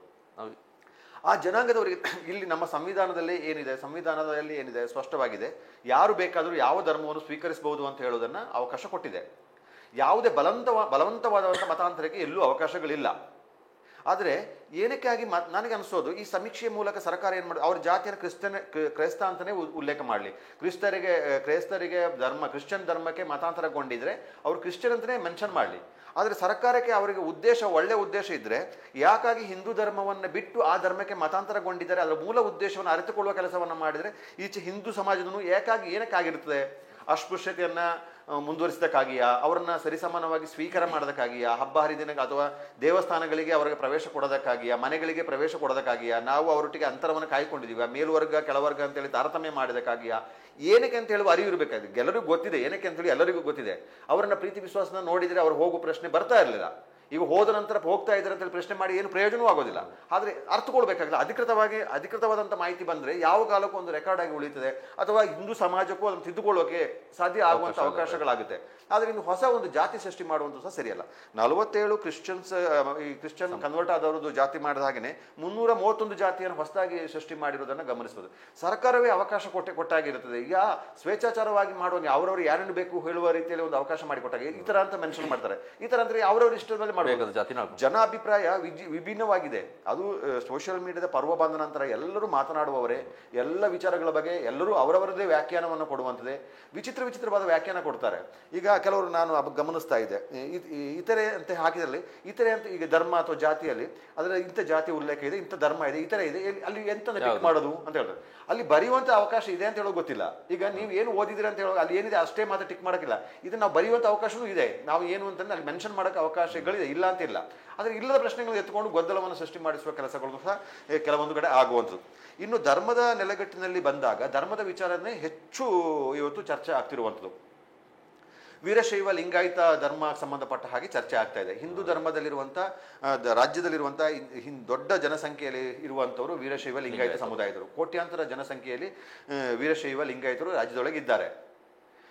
ವೀರಶೈವ ಲಿಂಗಾಯತರಲ್ಲೂ ಸಹ ಎರಡು ಭಿನ್ನ ಅಭಿಪ್ರಾಯಗಳು ಬಂದಿದೆ. ಕೆಲವರು ಹೇಳ್ತಿದ್ದಾರೆ ಲಿಂಗಾಯತ ಧರ್ಮ ಅಂತ ಮೆನ್ಷನ್ ಮಾಡಬೇಕು ಅಂತ ಹೇಳೋದನ್ನ ಹೇಳಿದ್ದಾರೆ. ಲಿಂಗಾಯತ ಧರ್ಮದ ಕಾಲಮಲ್ಲಿ ವೀರಶೈವ ಲಿಂಗಾಯತರು ಅಥವಾ ಲಿಂಗಾಯತ ಸಮುದಾಯದಲ್ಲಿರುವಂತಹ 96 ಉಪಜಾತಿಗಳು ಎಲ್ಲರೂ ಸೇರಿ ಎಲ್ಲರೂ ಲಿಂಗಾಯತ ಧರ್ಮ ಮೆನ್ಷನ್ ಮಾಡಬೇಕು ಅಂತ ಹೇಳೋದನ್ನ ಅವರು ಸಂದೇಶವನ್ನು, ಅದಕ್ಕೆ ಸಂಬಂಧಪಟ್ಟ ಸ್ವಾಮೀಜಿಗಳು ಆ ಸಂದೇಶವನ್ನು ಹೇಳಿದ್ದಾರೆ. ಅದರೊಂದಿಗೆ ಅಖಿಲ ಭಾರತ ವೀರಶೈವ ಮಹಾಸಭಾದವರು ಒಂದು ನಿರ್ಧಾರ ತೆಗೆದುಕೊಂಡು ಧರ್ಮದ ಕಾಲಮಲ್ಲಿ ವೀರಶೈವ ಲಿಂಗಾಯತ ಅಂತ ಹೇಳೋದನ್ನ ಮೆನ್ಷನ್ ಮಾಡಬೇಕು ಅಂತ ಹೇಳೋದನ್ನ ಅವರು ಹೇಳಿದ್ದಾರೆ. ಧರ್ಮದ ವೀರಶೈವ ಲಿಂಗಾಯತರಲ್ಲೇ ಭಿನ್ನಾಭಿಪ್ರಾಯ. ಹಿಂದೂಯಿಂದ ಪ್ರತ್ಯೇಕ ಮಾಡ್ಕೊಂಡಿದ್ದಾರೆ. ಅವರು ಹಿಂದೂ ಧರ್ಮನ ಬಿಟ್ಟಾಗೆ ಕಾಣ್ತಾ ಇದೆ. ಹಿಂದೂ ಅನ್ನು ಮೆನ್ಷನ್ ಮಾಡೋಕ್ಕೆ ರೆಡಿ ಇಲ್ಲ. ಅದರೊಳಗೆ ವೀರಶೈವ ಲಿಂಗಾಯತ ಅಂತ ಹೇಳುವ ಒಂದು ಧರ್ಮ, ಇನ್ನೊಂದು ಲಿಂಗಾಯತ ಅಂತ ಹೇಳುವ ಒಂದು ಧರ್ಮ. ಅವರು ಹೇಳುವಂಥ ಲಿಂಗಾಯತರಲ್ಲಿ ವೀರಶೈವ ಒಂದು ಉಪಪಂಗಡ ಇದೆ. ಉಪಪಂಗಡಗಳು ಹೇಗಿದೆ ಹಾಗೆ ವೀರಶೈವದೊಳಗೆ ಲಿಂಗಾಯತ ಅಲ್ಲ, ಲಿಂಗಾಯತ ಒಳಗೆ ವೀರಶೈವ ಇದ್ದಾರೆ. ಹಾಗಾಗಿ ಲಿಂಗಾಯತ ಅಂತ ಹೇಳೋದನ್ನ ಮೆನ್ಷನ್ ಮಾಡಬೇಕು ಅಂತ ಹೇಳಿದ್ರೆ ಅಲ್ಲಿ ಲಿಂಗಾಯತರಲ್ಲೂ ವೀರಶೈವ ಲಿಂಗಾಯತರು ವಿಭಜನೆ ಆದಾಗಾಯಿತು. ಹಿಂದೂಯಿಂದ ಅವರು ಪ್ರತ್ಯೇಕವಾದಾಗೆ ಆಯಿತು. ಹಿಂದೂವಿನ ಸಂಖ್ಯೆ ಸಹಜವಾಗಿ ಕುಸಿದಾಗೆ ಆಯಿತು. ಸಹಜವಾಗಿ ಸಂಘ ಪರಿವಾರದ ವ್ಯವಸ್ಥೆ ಒಳಗೆ ಇದು ಆಕ್ರೋಶಕ್ಕೆ ಸಹಜವಾಗಿ ಕಾರಣ. ನಮ್ಮ ಧರ್ಮವನ್ನು ಹೊಡಿತಿದ್ದಾರೆ, ನಮ್ಮ ಮತಗಳನ್ನು ಹೊಡಿತಾ ಇದ್ದಾರೆ, ನಮ್ಮ ಜನಾಂಗಗಳನ್ನ ಜನರಲ್ಲಿ ಹಿಂದೂಗಳಲ್ಲಿ ಪರಸ್ಪರ ವಿರುದ್ಧವಾಗಿ ವಿಭಜನೆ ಮಾಡುವ ಕೆಲಸಗಳಾಗಿದೆ ಅಂತ ಹೇಳೋದನ್ನು ಮಾಡುವಂತೆ. ಅದೇ ರೀತಿ ನಮ್ಮ ಕೊಡಗಿಗೆ ಬಂದರೆ ಕೊಡವ ಸಂಘಟನೆಗಳು, ಲೀಡಿಂಗ್ ಸಂಘಟನೆಗಳು ಏನಿದೆ, ಅಥವಾ ಅಖಿಲ ಕೊಡವ ಸಮಾಜಗಳ ಒಕ್ಕೂಟ, Kodava national council, united Kodava organisation, ಈ ಸಂಘಟನೆಗಳು ನೇರವಾಗಿ ಬಹಿರಂಗವಾಗಿ ಧರ್ಮದ ಮೆನ್ಷನ್ ಮಾಡುವಾಗ ಕೊಡವ ಧರ್ಮ ಅಂತ ಹೇಳಿ ನೀವು ಮೆನ್ಷನ್ ಮಾಡಿ ಅಂತ ಹೇಳೋದನ್ನ ಜನಾಂಗದವರಿಗೆ ಕರೆ ಕೊಟ್ಟಿದ್ದಾರೆ. ಅದರೊಂದಿಗೆ ಕೊಡವ ಭಾಷಿಕರ ಒಕ್ಕೂಟದವರು ಕರೆ ಕೊಡ್ತಾರೆ. ಕೊಡವ ಭಾಷಿಕರುಗಳು ಅದ್ರಲ್ಲಿ ಕೊಡವರು ಸೇರಿಸ್ಕೊಂಡೇ ಕಾಣ್ತದೆ. ಯಾಕಂದ್ರೆ 21 ಮೂಲ ನಿವಾಸಿಗಳು ಅಂತ ಅವರು ಉಲ್ಲೇಖ ಮಾಡಿರೋ ಕಾರಣಕ್ಕೆ ಆ ಕೊಡವರು ಅದರೊಳಗೆ ಸೇರ್ಕೊಳ್ತಾರೆ. ಅವರು ಧರ್ಮದಲ್ಲಿ ಹಿಂದೂ ಧರ್ಮ ಮೆನ್ಷನ್ ಮಾಡಿ ಅಂತ ಹೇಳೋದನ್ನ ಅವರು ಮೆನ್ಷನ್ ಮಾಡಿದ್ದಾರೆ. ಕೊಡವ ಭಾಷಿಕರುಗಳು ಹಿಂದೂ ಧರ್ಮ ಮುಂದುವರಿಯುವ ಹಾಗೆ ಅಥವಾ ಹಿಂದೂ ಧರ್ಮದಲ್ಲೇ ಮುಂದುವರಿಯುವ ಹಾಗೆ ಅವರು ಈ ಧರ್ಮದ ಕಾಲಮಲ್ಲಿ ಹಿಂದೂ ಧರ್ಮ ಅಂತ ಹೇಳೋದನ್ನ ಮೆನ್ಷನ್ ಮಾಡಿ ಅಂತ ಹೇಳೋದನ್ನೇ ಅವರು ಹೇಳ್ತಾರೆ, ಹಿಂದೂವನ್ನು ಉಲ್ಲೇಖ ಮಾಡಿ ಅಂತ. ಆದರೆ ಕೊಡವರಲ್ಲಿ ಗೊಂದಲವನ್ನ ಈ ಸೃಷ್ಟಿಯಾಗಿದೆ. ಕೊಡವ ಧರ್ಮ ಉಲ್ಲೇಖ ಮಾಡೋದಕ್ಕೆ ಕೊಡವ ಸಂಘಟನೆಗಳನ್ನು ಹೊರತುಪಡಿಸಿದಂತೆ ಸಮಾಜಗಳು, ಸಂಘಟನೆಗಳು ಇದಕ್ಕೆ ವಿರೋಧ ವ್ಯಕ್ತಪಡಿಸಿಲ್ಲ. ಅಖಿಲ ಕೊಡವ ಸಮಾಜದ ಅಧ್ಯಕ್ಷರು ಪ್ರಥಮವಾಗಿ ಈ ಒಂದು ಮೆಸೇಜ್ ಅನ್ನು ಪಾಸ್ ಮಾಡಿದ ನಂತರ ಸಂಘ ಪರಿವಾರದ ಒಳಗೇನೆ ಇರುವಂಥ ಸಂಘಟನೆಯಲ್ಲಿ ಇರುವಂಥವರು, ಬಿಜೆಪಿಯ ಹಿನ್ನೆಲೆ ಹೊಂದಿರೋರು ಅಥವಾ ಬಿಜೆಪಿಯ ಹಿತೈಷಿಗಳು, ಬಿಜೆಪಿ ಅಧಿಕೃತವಾಗಿ ಜಿಲ್ಲಾಧ್ಯಕ್ಷರಾಗಿ ಹುದ್ದೆಯಲ್ಲಿರುವವರು ಪ್ರತಿಕ್ರಿಯೆ ನೀಡೋದಕ್ಕಿಂತ ಹಿತೈಷಿಗಳು ಅಂತ ಹೇಳ್ಬೋದು, ಅವರುಗಳು ಇದನ್ನು ತೀವ್ರವಾಗಿ ವಿರೋಧ ವ್ಯಕ್ತಪಡಿಸೋದನ್ನು ನಾವು ಕಾಣ್ತಿರ್ಬೋದು. ಈ ಕೊಡವರು ಈ ಶಾಲಾ ದಾಖಲೆಗಳಿಂದಿರ್ಬೋದು ಅಥವಾ ಪೂರ್ವಿಕರ ಕಾಲಘಟ್ಟಗಳಿಂದ ಹಿಂದೂ ಧರ್ಮ ಅಂತಲೇ ಉಲ್ಲೇಖ ಮಾಡ್ತಾ ಬಂದಿರುವಂಥದ್ದು, ಹಿಂದೂ ಭಾಗವಾಗಿ ಹೋಗ್ತಿರುವಂಥದ್ದು, ಆಚರಣೆಗಳು ಭಿನ್ನವಾಗಿರ್ಬೋದು, ಆದರೆ ಹಿಂದೂ ಧರ್ಮವಂತನೇ ನಮ್ಮ ಎಲ್ಲ ದಾಖಲೆಗಳಿದ್ರು. ಈಗ ಏಕಾಏಕಿ ಕೊಡವ ಧರ್ಮ ಅಂತ ಹೇಳಿದ್ರೆ ಉದ್ದೇಶ ಏನು? ನಾವು ಸಣ್ಣ ಜನಸಂಖ್ಯೆ ಆಗ್ತೀವಿ, ನಮಗೆ ಕಷ್ಟ ಆಗುತ್ತೆ ಅಂತ ಹೇಳುವ ಆತಂಕದ ರೀತಿಯಲ್ಲಿ ಮಾಡ್ತಾರೆ. ಇವರ ಆತಂಕಗಳು ಸಹ ನೈಜ ಆತಂಕಗಳಿಗೆ ಅಂತ ಹೇಳೋದಕ್ಕಿಂತ ರಾಜ್ಯಕ್ಕೆ ನೆಲೆಗಟ್ಟಿನಲ್ಲಿ ಆತಂಕವನ್ನು ತೋರಿಸ್ಬೋದು. ನನಗೆ ಇಲ್ಲಿ ವಿಭಜನೆಗಳು ಸಹ ರಾಜ್ಯಕ್ಕೆ ನೆಲೆಗಟ್ಟಲ್ಲಿ ಕಾಣ್ತಾ ಇದೆ. ಈ ವಿರೋಧ ಮಾಡ್ತಿರುವಂಥದ್ದು ಸಹ ಈ ಕೊಡವ ಧರ್ಮ ಬೇಡ, ಹಿಂದೂ ಧರ್ಮದಲ್ಲೇ ಮುಂದುವರಿಬೇಕು ಅಂತ ಹೇಳುವಂಥ ಲಾಜಿಕ್ ಸಹ ರಾಜ್ಯಕ್ಕೆ ನೆಲೆಗಟ್ಟಲ್ಲಿ ಕಾಣ್ತದೆ. ಇಲ್ಲಿ ಹೊಡಿತಾ ಇದ್ದಾರೆ ಹಿಂದೂಗಳಿಂದ ಕೊಡವರನ್ನ ಪ್ರತ್ಯೇಕ ಮಾಡೋಕ್ಕೆ ಸಾಧ್ಯ ಮಾಡ್ತಾ ಇದ್ದಾರೆ ಅಂತ ಹೇಳುವುದನ್ನು ಕಾಣ್ತಾ ಇದ್ವಿ. ಇದರೊಂದಿಗೆ ಯಾವ ಸಂಘಟನೆಗಳು ಕೊಡವ ಧರ್ಮ ಅಂತ ಉಲ್ಲೇಖ ಮಾಡಬೇಕು, ಇದರ ಚರ್ಚೆ ವ್ಯಾಪ್ತಿಗೆ ಹೋದಾಗ ಸಂಘ ಪರಿವಾರದ ಒಳಗಿನ ಸಂಘಟನೆ ಒಳಗೆ ಬಿಜೆಪಿ ಇರ್ಬೋದು, ಬೇರೆ ಬೇರೆ ವಿಶ್ವ ಹಿಂದೂ ಪರಿಷತ್ ಇರ್ಬೋದು, ಬಜರಂಗ ದಳ ಇರ್ಬೋದು, ರಾಷ್ಟ್ರೀಯ ಸ್ವಯಂ ಸೇವಕ ಸಂಘಟನೆ ಇರ್ಬೋದು, ಇದರೊಳಗೆ ಕೊಡವ ಸಮುದಾಯದವರು ದೊಡ್ಡ ಪ್ರಮಾಣದಲ್ಲಿ ತಮ್ಮನ್ನು ತಾವು ಸಕ್ರಿಯವಾಗಿ ತೊಡಗಿಸ್ಕೊಂಡಿರೋದನ್ನು ನಾವು ಗಮನಿಸ್ಬೋದು. ಆದರೆ ಹಲವಾರು ವಿದ್ಯಮಾನಗಳ ಸಂದರ್ಭದಲ್ಲಿ ಈ ಹಿಂದೂ ಪರವಾದ ಸಂಘ ಪರಿವಾರದ ಸಂಘಟನೆಗಳು ಜನಾಂಗದ ಪರವಾಗಿ ಯಾವ ನಿಲುವು ತೆಗೆದುಕೊಳ್ತು ಅಂತ ಹೇಳುವ ವಿಚಾರ ಬಂದಾಗ ಅದರಲ್ಲಿ ಬೇಸರ ಆಗುವ ರೀತಿಯಲ್ಲಿ ನಡವಳಿಕೆ ಕಾಣಿಸ್ತಾ ಇದೆ. ಸಹಜವಾಗಿ ಸಂಘ ಪರಿವಾರಕ್ಕೆ ಏನಾಗಿದೆ ಅಂದ್ರೆ ಸ್ಪಷ್ಟವಾದ ನಿಲುವು ತೆಗೆದುಕೊಳ್ಳಕ್ಕೆ ಸಾಧ್ಯ ಆಗ್ತಾ ಇಲ್ಲ. ಗೌಡ ಮತ್ತು ಕೊಡವ ನಡುವಿನ ಸಂಘರ್ಷದ ವಿಚಾರಗಳು ಹಲವಾರು ವಿಚಾರದಲ್ಲಿ ಕೊಡವ ಮತ್ತು ಗೌಡ ಸಂಘರ್ಷ ಏರ್ಪಟ್ಟ ಸಂದರ್ಭದಲ್ಲಿ ಸಂಘ ಪರಿವಾರದವರಿಗೆ ಸಹಜವಾಗಿ ನಿಲುವು ತೆಗೆದುಕೊಳ್ಳಕ್ಕೆ ಸಾಧ್ಯ ಆಗ್ತಿಲ್ಲ. ಸರಿ ತಪ್ಪುಗಳ ವಿಮರ್ಶೆಗಳಿಗಿಂತ ಎರಡು ಜನಾಂಗದವರು ನಮಗೆ ಬೇಕು ಅಂತ ಹೇಳೋ ಕಾರಣಕ್ಕಾಗಿ ಬ್ಯಾಲೆನ್ಸ್ ಮಾಡುವ ಸಂದರ್ಭದಲ್ಲಿ ಕೊಡವರಿಗೆ ಸಹಜವಾದ ಬೇಸರಗಳಾಗ್ತಿದೆ. ವಿಷಯ ನಮ್ಮ ಪರ ಇದೆ, ಆದ್ರೆ ಇವ್ರು ನಮ್ಮ ಪರ ಮಾತಾಡ್ತಿಲ್ಲ ಅಂತ ಹೇಳುವಂಥದ್ದು. ಈಗ ಕಟ್ಟೆಮಾಡು ದೇವಾಲಯದ ಇಶ್ಯೂ ಆದ ಸಂದರ್ಭದಲ್ಲಿ ಬಿಜೆಪಿಯ ಜಿಲ್ಲಾ ಉಪಾಧ್ಯಕ್ಷ ಆದಂಥವರೇ ಅವರು ದೇವಸ್ಥಾನ ಹೊಳೆಯೋಕೆ ಇದು ಟ್ರೆಡಿಷನಲ್ ಡ್ರೆಸ್ ಸಾಂಪ್ರದಾಯಿಕ ಉಡುಗೆಯನ್ನ ಹಾಕಿ ಬರೋದಕ್ಕೆ ಆಕ್ಷೇಪ ವ್ಯಕ್ತಪಡಿಸೋದಕ್ಕೆ ದೊಡ್ಡ ಮಟ್ಟದ ವಿಚಾರವಾಗಿರೋದನ್ನು ನಾವು ನೋಡ್ಬೋದು. ಅದರಲ್ಲಿ ಕೊಡವರು ಹುಟ್ಟದಿಂದ ಮಡಿಕೇರಿಯವರೆಗೆ ದೊಡ್ಡ ಮಟ್ಟದ ಪಾದಯಾತ್ರೆಯನ್ನು ನಡೆಸಿದರು. ಸಹಸ್ರಾರು ಸಂಖ್ಯೆಯಲ್ಲಿ ಮಡಿಕೇರಿಯಲ್ಲಿ ಪಾದಯಾತ್ರೆಗೆ ಬೇರೆ ಬೇರೆ ಕಡೆಯಿಂದ ಕೊಡವರು ಬಂದು ಸೇರಿದರು. ಆ ಸಂದರ್ಭದಲ್ಲಿ ಸಂಘ ಪರಿವಾರದವರು ನಡೆದುಕೊಂಡ ರೀತಿ ಏನಿದೆ ಇವತ್ತು ಅದು ಕೊಡವ ಧರ್ಮ ಅಂತ ಹೇಳುವ ಲೆವೆಲಿಗೆ ಹೋಗಿ ತಲುಪುವಕ್ಕೆ ಕಾರಣ ಆಗಿದೆ. ಅವತ್ತು ಕಟ್ಟೆ ಮಾಡುವ ವಿಚಾರ ಬಂದಾಗ ಸರಿ ತಪ್ಪುಗಳನ್ನು ವಿಮರ್ಶೆ ಮಾಡಕ್ಕೆ ಹೋಗಲಿಲ್ಲ, ಅದರ ಬದಲು ಸರಿಪಡಿಸೋಕೆ ಹೋದ್ರು. ಸರಿಪಡಿಸಿದ್ರೆ ಜನಾಂಗದ ನಡುವಿನ ಭಿನ್ನಾಭಿಪ್ರಾಯ ಬೇಡ, ಎರಡು ಒಟ್ಟಾಗಿ ಹೋಗಬೇಕು ಅಂತ ಹೇಳುವ ಆಶಯದೊಂದಿಗೆ ಅವರು ಮುನ್ನಡೆದರು. ನಡುಪು ಏನು ನಡೆದ್ರು ಕೊಡವಾಮೆ ಬಾಳೋ ನಡುಪು ಸಂದರ್ಭದಲ್ಲಿ ಸಹ ಬಿಜೆಪಿಯ ಹಿನ್ನೆಲೆ ಹಿಂದಿರುವರು ಸಂಘ ಪರಿವಾರದ ಹಿನ್ನೆಲೆ ಹೊಂದಿರುವ ಮುಖಂಡರುಗಳಿಗೆ ಕರೆ ಮಾಡಿ ನೀವು ಹೋಗಬಾರ್ದು, ಟ್ರೆಡಿಷನಲ್ ಡ್ರೆಸ್ ಮಾಡಿ ಮಾಡ್ಕೊಂಡು ಹೋಗಬಾರ್ದು ಅಂತ ಹೇಳೋದನ್ನ ಪ್ರಮುಖರೇ ಹೇಳಿದ್ದಾರೆ ಅಂತ ಹೇಳೋ ಕಾರಣ ಪರಸ್ಪರ ಚರ್ಚೆಯಾಗಿ ಅವರಿಗೆ ಏನಾಗಿದೆ ಈ ಸಂಘ ಪರಿವಾರದವರು ನಮ್ಮ ಪರ ನಿಲ್ತಾ ಇಲ್ಲ ಅಂತ ಹೇಳುವಂತ ಒಂದು ಬೇಜಾರವನ್ನ ಕಾಣ್ತಿರೋದನ್ನ ಈ ಅವರ ಆಂತರಿಕವಾಗಿ ಇದನ್ನು ಕಾಣುವಂಥದ್ದು ಕಾಣಬಹುದು. ಬಹುಶಃ ಅಖಿಲ ಕೊಡವ ಸಮಾಜದ ಮುಂದಾಳತ್ವದಲ್ಲಿ ಎಲ್ಲ ಕೊಡುವ ಸಂಘಟನೆಗಳ ಅಧ್ಯಕ್ಷರುಗಳು ತಕ್ಕ ಮುಖ್ಯಸ್ಥರುಗಳ ಸಭೆಯನ್ನ ಮಾಡಿ ಒಂದು ನಿಲುವನ್ನು ಪ್ರಕಟಿಸುವ ನಿರ್ಧಾರಕ್ಕೆ ಅವರು ಬಂದಿದ್ದಾರೆ. ಬಹುಶಃ ಅದರೊಳಗೂ ಸಹ ಬಿಜೆಪಿ ಮತ್ತು ಸಂಘ ಪರಿವಾರದ ಹಿನ್ನೆಲೆ ಹೊಂದಿರುವ ವ್ಯಕ್ತಿಗಳಿರುವ ಕಾರಣಕ್ಕಾಗಿ ಮೆಜಾರಿಟಿಯ ಧ್ವನಿ ಎತ್ತಿ ಮಾಡಿ ಹಿಂದೂ ಧರ್ಮನೇ ಮುಂದುವರಿಬೇಕು ಅಂತ ಹೇಳುವಂತ ಅಭಿಪ್ರಾಯ ಬರ್ಬೋದು. ಹಿಂದೂ ಧರ್ಮನೂ ಮುಂದುವರಿಬೇಕು, ಕೊಡವ ಧರ್ಮನೂ ಹೇಳುವವರು ಅಷ್ಟೇ ಜನ ಇರ್ತಾರೆ, ಹಿಂದೂ ಧರ್ಮನೂ ಹೋಗಬೇಕು ಅಂತ ಹೇಳಿದ್ರೆ ಇದು ಪರಸ್ಪರ ಸಂಘರ್ಷಕ್ಕೆ ಒಂದು ಆಸ್ಪದವನ್ನ ಈ ಸರ್ಕಾರದ ಈ ವ್ಯವಸ್ಥೆ ಒಳಗೆ ಮಾಡಿಕೊಟ್ಟಿದ್ದಾರೆ. ಈಗ ಈ ಕೊಡವ ಧರ್ಮ ಮಾಡೋದ್ರಿಂದ ನಮಗೇನು ಪ್ರಯೋಜನ ಆಗುತ್ತೆ ಅಂತ ಹೇಳೋ ಪ್ರಶ್ನೆಗಳನ್ನ ಸಾಕಷ್ಟು ಜನ ಪ್ರಶ್ನೆ ಮಾಡ್ತಿದ್ದಾರೆ. ಅಥವಾ ಹಿಂದೂ ಧರ್ಮದಿಂದ ನಾವು ಹೊರಗೆ ಬರೋದ್ರಿಂದ ತೊಂದರೆ ಆಗುತ್ತೆ ಅಂತ ಹೇಳುವ ಲಾಭ ನಷ್ಟದ ಲೆಕ್ಕಾಚಾರವನ್ನ ಹೇಳುವಂತೂ ಸಹ ಆಗ್ತಾ ಇದೆ. ಇಲ್ಲಿ ತುಂಬಾ ಏನಾಗುತ್ತೆ ಅಂದ್ರೆ ಸಮಾಜದಲ್ಲಿ ಒಂದು ಭಿನ್ನ ಅಭಿಪ್ರಾಯ ಮನಸ್ಸಲ್ಲಿ ಒಂದು ಸಂಘರ್ಷಕ್ಕೆ ಆಸ್ಪದ ಮಾಡಿಕೊಟ್ಟಾಗೆ ಆಗಿದೆ. ಇದು ಸರ್ಕಾರವೇ ಇದಕ್ಕೆ ಒಂದು ಅವಕಾಶ ಮಾಡಿಕೊಟ್ಟು ಇತರೆ ಅಂತ ಮಾಡಿಕೊಟ್ಟು ಅದನ್ನ ಇಲ್ಲಿ ಕೊಡಗಿನಲ್ಲೂ ಒಂದು ಸಂಘರ್ಷಪೂರ್ಣ ವಾತಾವರಣವನ್ನ ಜನಾಂಗದ ಒಳಗಿನ ಸಂಘರ್ಷಪೂರ್ಣ ವಾತಾವರಣ, ಕೊಡವರು ನಡುವೆ ಸಂಘರ್ಷ, ಹಿಂದೂಗಳು ಮತ್ತು ಕೊಡವರ ನಡುವೆ ಸಂಘರ್ಷ ಮಾತಿನ ಸಂಘರ್ಷಗಳು, ವಿಚಾರದ ಸಂಘರ್ಷಗಳು, ಮಾನಸಿಕವಾಗಿಯೂ ಇವತ್ತು ಸೋಷಿಯಲ್ ಮೀಡಿಯಾಗಳನ್ನು ನೋಡಕ್ಕೆ ಆಗೋದಿಲ್ಲ. ಬೆಳಗಿಂದ ರಾತ್ರಿಯವರೆಗೆ ನಿರಂತರವಾಗಿ 24 ಗಂಟೆ ಕರೆಂಟ್ ನೀರು ಸಿಗ್ಲಿಕ್ಕಿಲ್ಲ. ಇದು ಮಾತ್ರ ಚರ್ಚೆ, ಒಬ್ಬೊಬ್ಬರ ವ್ಯಾಖ್ಯಾನಗಳು. ಕೆಲವರು ಅವರು ಟೈಪ್ ಮಾಡೋದು, ಯಾರೋ ಟೈಪ್ ಮಾಡಿದ್ರೆ ಯಾರೋ ಟೈಪ್ ಮಾಡಿ ಅವ್ರಿಗೆ ಕನ್ನಡ ಟೈಪ್ ಮಾಡಕ್ಕೆ ಗೊತ್ತಿರಲ್ಲ, ಸರಿಯಾಗಿ ವಿಚಾರ ಮಾತ್ರ ಗೊತ್ತಿಲ್ಲ. ಅವರೆಲ್ಲ ಯಾರೋ ಫಾರ್ವರ್ಡ್ ಹಾಕಿದ್ರೆ paste and cut and paste ಮಾಡ್ಕೊಂಡು ಆರಾಮ್ಸೆ ಚರ್ಚೆಯಲ್ಲಿ ಪಾರ್ಟಿಸಿಪೇಟ್ ಮಾಡ್ತಾರೆ. ಕೆಲವರು ವ್ಯಕ್ತಿಗೆ ನಿಂದನೆ ಮಾಡುವ ಲೆವೆಲಿಗೆ, ಕೆಲವರು ಸವಾಲು ಹಾಕುವ ಲೆವೆಲಿಗೆ, ಇನ್ನು ಏನೇನೋ ಮಾಡುವವರು ಇರ್ತಾರೆ. ಮಧ್ಯದಲ್ಲಿ ಬೇರೆ ಬೇರೆ ವಿಚಾರಗಳು ಬರ್ತಿದೆ. ವಾಸ್ತವ ನೆಲೆಗಟ್ಟಲ್ಲಿ ಚರ್ಚೆಗಳು ಆಗ್ತಾ ಇಲ್ಲ. ಅದರೊಂದಿಗೆ ಕೊಡಗು ಹೆಗ್ಗಡೆ ಸಮಾಜದವರು ಸಹ ಕೊಡಗು ಹೆಗ್ಗಡೆ ಸಮಾಜ ಅಂತ ಹೇಳೋದನ್ನ ಮೆನ್ಷನ್ ಮಾಡಬೇಕು ಅಂತ ಹೇಳೋದನ್ನ ಅವರು ಅದನ್ನ ಕರೆ ಮಾಡಿರುವಂಥದ್ದು. ಒಟ್ಟಿಗೆ ಕೊಡವ ಮುಸ್ಲಿಂ ಅಂತ ಹೇಳಿ ಮೆನ್ಷನ್ ಮಾಡಿರುವಂಥದ್ದು. ಇದರೊಂದಿಗೆ ಇಲ್ಲಿ ಅರೆಭಾಷೆ ಗೌಡ ಸಮುದಾಯದವರು ಗೌಡ ಅಂತ ಹೇಳೋದನ್ನ ಮೆನ್ಷನ್ ಮಾಡಬೇಕು ಅಂತ ಹೇಳೋದನ್ನ ಹೇಳಿದ್ದಾರೆ. ಅರೆ ಭಾಷೆ ನನಗೆ ಅವ್ರದ್ದು ಏನು ಉದ್ದೇಶ ಅಂತ ಗೊತ್ತಿಲ್ಲ. ಒಕ್ಕಲಿಗರಲ್ಲಿ ಒಂದು ಭಾಗ ಆಗ್ಬೇಕು ಅಂತ ಹೇಳೋ, ಅಧಿಕೃತವಾಗಿ ಆಗ್ಬೇಕು ಅಂತ ಹೇಳೋ ಪ್ರಯತ್ನ ಇರ್ಬೋದು. ಅದ್ರಲ್ಲಿ ಅರೆ ಭಾಷೆ ಅವ್ರ ಜಾತಿಯಲ್ಲಿ ಗೌಡ ಅಂತ ಹೇಳಿ ಮೆನ್ಷನ್ ಮಾಡಬೇಕು ಅಂತ ಹೇಳಿದ್ರೆ ಒಕ್ಕಲಿಗ ಸಮುದಾಯದವರು ಒಕ್ಕಲಿಗ ಅಂತ ಮೆನ್ಷನ್ ಮಾಡೋದನ್ನ ಅವರು ಕರೆ ಕೊಟ್ಟಿದ್ದಾರೆ. ಬಹುಶಃ ಇದೆಲ್ಲರಿಗೂ ಒಂದು ವಿಚಾರ ವಿನಿಮಯ ಮಾಡುವುದಕ್ಕೂ ಒಂದು ಅವಕಾಶಗಳಿಲ್ಲದೆ ಅವರವರ ವ್ಯಾಪ್ತಿಯ ಚಿಂತನೆಗಳ ಮೂಲಕ ಇದು ಒಂದಿಷ್ಟು ಚರ್ಚೆಗಳಿಗೆ ಆಸ್ಪದವನ್ನ ಮಾಡಿಕೊಟ್ಟಿರೋದನ್ನ ನಾವು ಗಮನಿಸ್ತೀವಿ. ಅದರೊಂದಿಗೆ ಬ್ರಾಹ್ಮಣ ಸಮುದಾಯಗಳು ಇದರಲ್ಲಿ ಸಮೀಕ್ಷೆಗೆ ಪಾರ್ಟಿಸಿಪೇಟ್ ಮಾಡಬಾರ್ದು, ನಮ್ಮ ಮನೆಗೆ ಏನೋ ಬಂದು ಪೋಸ್ಟ್ ಇವರು ಎಲೆಕ್ಟ್ರಿಕ್ ಅವರು ಬಂದು ಏನೋ ಅಣಿಸಿ ಹೋಗ್ತಾರೆ, ಅದಕ್ಕೆ ಅವಕಾಶ ಕೊಡಬಾರ್ದು, ನಂತರ ಅವರೇ ಫಿಲ್ ಮಾಡ್ಕೊಳ್ತಾರೆ ಅಂತ ಹೇಳ್ತಾರೆ. ನಿಜವೂ ಅದು ಯಾಕೆಂದ್ರೆ ಜನರಿಗೆ ಅರಿವಿನ ಕೊರತೆ ಸಹ. ಯಾಕೆಂದ್ರೆ ಯಾವ ಮೀಟರ್ ಬಿಲ್ ಇರ್ತಾರೆ ಅವರು ಬಂದು ಅಂಟಿಸಿ ಹೋಗೋದ್ರೆ ಅದು ಅಧಿಕೃತವಾಗಿ ಎಲ್ಲ ಮನೆಗಳಿಗೆ ಒಂದು ಅಧಿಕೃತವಾಗಿ ಆಗುತ್ತೆ. ಸಮೀಕ್ಷೆ ಮಾಡುವ ವ್ಯಕ್ತಿಗಳೇ ಬೇರೆ ಇರ್ತಾರೆ. ಅವ್ರು ಇವ್ರೇನಂದ್ರೆ ನೀವು ಅಂಟಿಸಿ ಹೋಗಿರ್ತಾರೆ, ಅವರೇ ಏನೋ ಬರ್ಕೊಳ್ತಾರೆ, ಅದೇ ಅವಕಾಶ ಕೊಡಬೇಡಿ. ಅಲ್ಲ, ಈ ಹಳ್ಳಿ ಕಡೆ ಏನಾಗಿದೆ ಅಂತ ಹೇಳಿದ್ರೆ ಈಗ ಅಂಟಿಸಿ ಹೋಗಿದಾರಲ್ಲ, ಆಲ್ರೆಡಿ ಸಮೀಕ್ಷೆ ಮಾಡ್ಬಿಟ್ಟಿದ್ದಾರೆ ಅನ್ನೋ ರೀತಿಯಲ್ಲಿ ಅದೇ ಹೇಳಿದ್ರೆ ಅಂದ್ರೆ ಇದನ್ನ ಸ್ಪಷ್ಟವಾದ ಅರಿವುಗಳನ್ನ ಜಿಲ್ಲಾಡಳಿತಗಳ ಮೂಲಕ ಇದ್ರ ಬಗ್ಗೆ ಅರಿವು ಕೊಡಬೇಕಾಗಿದೆ. ಎಲ್ಲ ಸಮುದಾಯದ ಮುಖಂಡರುಗಳು, ರಾಜಕೀಯ ಪಕ್ಷದ ಮುಖಂಡರುಗಳು ಒಂದು ಚರ್ಚೆ ಕರೆದು ಏನೇನು ಚರ್ಚೆ, ಏನೇನು ಅಂಶಗಳಿದೆ, ಏನೇನು ಪ್ರಶ್ನೆಗಳು ಬರ್ತದೆ, ಜನಕ್ಕೆ ಒಂದು ತಿಂಗಳಿಗೆ ಅರಿವು ಮೂಡಿಸಬೇಕಾಗಿದೆ. ಇದು ಎಷ್ಟು ಚರ್ಚೆ ಸೋಷಿಯಲ್ ಮೀಡಿಯಾದಲ್ಲಿ ಸಕ್ರಿಯವಾಗಿರುವವರು ಇರ್ತಾರೆ. ಈಗ ಕೊಡಗಿನಂತ ಗ್ರಾಮೀಣ ಪ್ರದೇಶಗಳಲ್ಲಿ ಹಿರಿಯರೇ ಇರ್ತಾರೆ, ಅವರಿಗೆ ಏನು ಚರ್ಚೆ ತಲುಪಿರೋದಿಲ್ಲ. ನಾನು ಅದಕ್ಕೆ ಫಸ್ಟ್ ಆರಂಭವಲ್ಲೇ ಹೇಳಿದೆ, ಹೋಗಿ ಹೇಳಿದಾಗ ಸಹಜವಾಗಿ ಅವರಿಗೆ ಏನು ಎತ್ತ ಅಂತ ಹೇಳಿದಾಗ ನಿಮಗೆ ಆಸ್ತಿ ಎಷ್ಟು, ನೀವೇನು ಓದಿದ್ದೀರಾ, ನೀವು ಗಂಡ ಬಿಟ್ಟಿದ್ದೀರಾ, ಹೆಂಡತಿ ಬಿಟ್ಟಿದ್ದೀರಾ, ನಿಮ್ಮ ಮಕ್ಕಳೇನು, ಇದೆಲ್ಲ ಕೇಳಿದ್ರೆ ಅವ್ರು ಯಾಕೆ ಕೊಡ್ತಾರೆ? ನಿಮ್ಮ ಮೂಲ ಕಸಬು ಅಂತ ಹೇಳಿದ್ರೆ ಅವ್ರು ಉತ್ತರ ಕೊಟ್ಕೊಳ್ತಾರ? ಯಾವುದನ್ನು ಹೇಳಕ್ಕೆ ಸುಲಭವಾಗಿ ಹೇಳಕ್ ಅದು ಬೇರೆ 60 ಪ್ರಶ್ನೆ ಇದೆ. ಅವಾಗ ಏನಾಗುತ್ತೆ ಸಹಜವಾಗಿ ಬಹುಶಃ ಸಮೀಕ್ಷೆ ಮಾಡುವವರು ಹೋಗಿ ಸೈನ್ ತೆಗೆದುಕೊಂಡು ಎಷ್ಟು ಪ್ರಶ್ನೆ ಆಗಿದೆ ಅಷ್ಟು ಉತ್ತರ ಮಾಡಿ ಇವ್ರಿಗೆ ಮನಸ್ಸೇ ಇಷ್ಟಕ್ಕೆ ಹಾಕ್ತಾರೆ. ಈ ಕೆಲವು ಸಲ ನಾವೀಗ ಆದಾಯ ತೆರಿಗೆ ಇದು ಪಡೆಯೋದಕ್ಕೆ ಸುಮ್ಮನೆ ಒಂದು 2 ಲಕ್ಷ 3 ಲಕ್ಷದ ಬರ್ಸ್ಕೊಂಡು ಬರ್ತಾರೆ. ಆದಾಯ BPL ಕಾರ್ಡ್ಗೆ ಎಷ್ಟು ಬೇಕಾದ್ರೆ ಅದರೊಳಗೆ ಸೇರಿಸ್ಕೊಳ್ಳೋಕೆ ಸುಮ್ಮನೆ ಒಂದು ಬರೆದು ಕೊಡ್ತಾರೆ, ಅವರು ಸೈನ್ ಮಾಡಿ ಕೊಡ್ತಾರೆ. ಅಥವಾ ನನಗೆ ಇನ್ಕಮ್ ಟ್ಯಾಕ್ಸ್ ಫೈಲ್ ಮಾಡಿದ್ರೆ ವ್ಯವಹಾರಗಳಿಗೆ ಯೂಸ್ ಆಗುತ್ತೆ ಅಂತ ಹೇಳಿದ್ರೆ ಒಂದು 5 ಲಕ್ಷ 10 ಲಕ್ಷ ಇನ್ಕಮ್ ಟ್ಯಾಕ್ಸ್ ಪಾವತಿ ಮಾಡಿದಾಗೆ ಪಾವತಿ ಮಾಡಿ ಅದಕ್ಕೇನೋ ಮಾಡ್ಕೊಂಡು, ಅದು ನಿಜವಾದ ವಾಸ್ತವ ಇರೋದಿಲ್ಲ. ಎರಡೂ ವಾಸ್ತವ ಇರೋದಿಲ್ಲ. BPL ಕಾರ್ಡ್ ಪಡೆಯೋದಕ್ಕಾಗಿ ಏನೋ ಆದಾಯ ಪಡೆದ ಅದು ವಾಸ್ತವ ಇರೋದಿಲ್ಲ. ಅದೇ ರೀತಿ ವ್ಯವಹಾರ ಮಾಡೋದಕ್ಕಾಗಿ IT ಫೈಲ್ ಮಾಡಿ ಏನು ಪತ್ರ ಪಡ್ಕೊಳ್ತೀವಿ ಅದು ಸಹ ಇರೋದಿಲ್ಲ. ಅವನು ಲಾಭಕ್ಕಾಗಿ ಮಾಡ್ತಾರೆ. ನಮಗೆ ಯಾಕಂದ್ರೆ ವಿರಾಜಪೇಟೆ ಪಟ್ಟಣ ಪಂಚಾಯತ್ ಅಧ್ಯಕ್ಷ ಅವ್ರಿಗೆ ತೊಂದರೆ ಆಯ್ತು, ದೇಚಮ್ಮ ಅವರು IT ಫೈಲ್ ಸುಮ್ಮನೆ ಮಾಡಿದ್ರು. ಒಂದು ವರ್ಷ ಕಡಿಮೆ ಅಮೌಂಟ್ ತೋರಿಸಿ ಒಂಥರ ಮಾಡಿದ್ರು, ಇನ್ನೊಂದು ವರ್ಷ ಜಾಸ್ತಿ ಅಮೌಂಟ್ ತೋರಿಸಿ ಮಾಡಿದ್ರು. ಮತ್ತೆ ನೋಡೋಕೆ ಏನು ಬಿಸ್ನೆಸ್ಗಳಿಗಾಗಿ ಮಾಡಿದಾಗೆ ಮಾಡಿದ್ರು.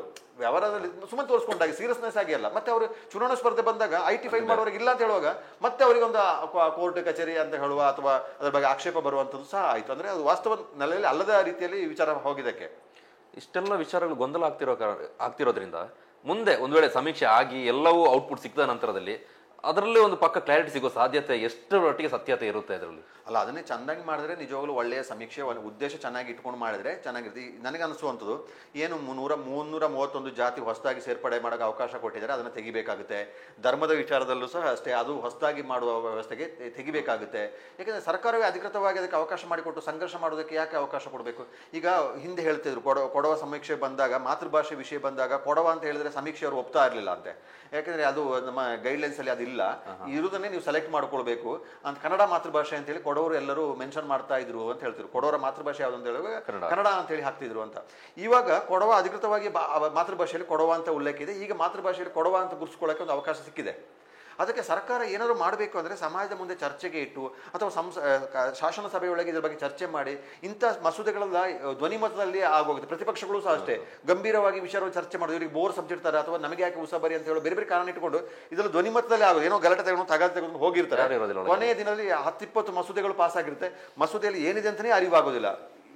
ಕಾಯ್ದೆಯಾಗಿ ಬರುವಾಗ ಆವಾಗ ವಿರೋಧ ಮಾಡೋದು, ಅದ್ಯಾಕೆ ಇದ್ಯಾಕೆ ಅಂತೇಳಿ ಅಲ್ಲೇ ಆಗಿ ಹೋಗಿರುತ್ತೆ. ಎಲ್ಲ ಪ್ರೋಸೆಸ್ ಮುಗ್ದು ಹೋಗಿರುತ್ತೆ. ನೀವು ನೋಡಿ, ಸ್ಪೀಕರ್ಗಳು ಇದನ್ನು ಧ್ವನಿವರ್ಧಕ ಮಂಡಿಸಲಾಗಿದೆ ಧ್ವನಿವರ್ಧಕ ಮೂಲ ಅಂಗೀಕರಿಸಲಾಗಿದೆ, ಸುಮ್ಮನೆ ಪ್ರೋಸೆಸ್ ಮಾಡಿ ಇಂಥ ಗಂಭೀರ ವಿಚಾರ ಬಗ್ಗೆ ಚರ್ಚೆ ಆಗ್ಬೇಕಲ್ಲ. ಪ್ರೋಸೆಸ್ ಇದೆ, ಅದನ್ನ ಕರಡು ಮಂಡನೆ ಆಗಬೇಕು, ಸಚಿವ ಸಂಪುಟಕ್ಕೆ ಬರಬೇಕು, ಅಲ್ಲಿಂದ ಪುನಃ ಪ್ರಸ್ತಾವನೆ ಇಡಬೇಕು, ಅದನ್ನ ಎಲ್ಲ ಸದಸ್ಯರಿಗೆ ಕೊಡಬೇಕು, ಕಾಲಾವಧಿ ಕೊಡಬೇಕು, ಅವ್ರ ವಿಷಯ ಪ್ರಸ್ತಾಪ ಮಾಡೋದಕ್ಕೆ ಅವಕಾಶ ಇದೆ. ಯಾವುದೇ ಮಸೂದೆ ಗಂಭೀರ ಮಸೂದೆಗಳ ಬಗ್ಗೆ ಗಂಭೀರವಾದ ಚರ್ಚೆ ನಡೆದೇ ಇಲ್ಲ. ಏನೋ 1-2 ಮಸೂದೆಗಳೇನಾದ್ರೂ ಚರ್ಚೆ ಆಗಬಹುದೇ ಬಿಟ್ರೆ ಇಂಥ ಮಹತ್ವದ ವಿಚಾರಗಳು ಚರ್ಚೆ ಆಗೋದಿಲ್ಲ.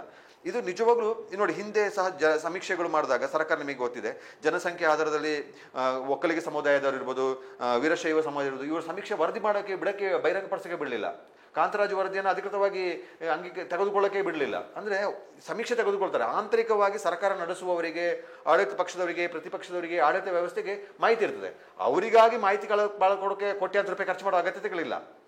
ಇವನೇ ಉದ್ದೇಶ ಏನು ನನಗನ್ನಿಸುವಂಥದ್ದು, ನಮ್ಮ ದೇಶ ಜಾತಿ ಮತ್ತು ಧರ್ಮ ನಮಗೆ ಶಕ್ತಿ ಆಗಬೇಕು. ಜಾತ್ಯತೀತ ರಾಷ್ಟ್ರ ಅಂತ ಹೇಳಿ ನಮ್ಮ ಸಂವಿಧಾನದೊಳಗೆ ಸೇರ್ಪಡೆ ಆಗಿರೋ ಕಾರಣಕ್ಕಾಗಿ ಮತ್ತು ಹಲವಾರು ಜಾತಿ ಧರ್ಮದವರು ಈ ದೇಶದೊಳಗೆ ಇರೋ ಕಾರಣಕ್ಕಾಗಿ ವಿಶ್ವದಲ್ಲಿ ಒಂದೇ ಧರ್ಮದಲ್ಲಿರುವಂಥ ಹಲವಾರು ರಾಷ್ಟ್ರಗಳಿದೆ, ಅಲ್ಲೇ ಕಲಹಗಳು ನಡೀತೆ.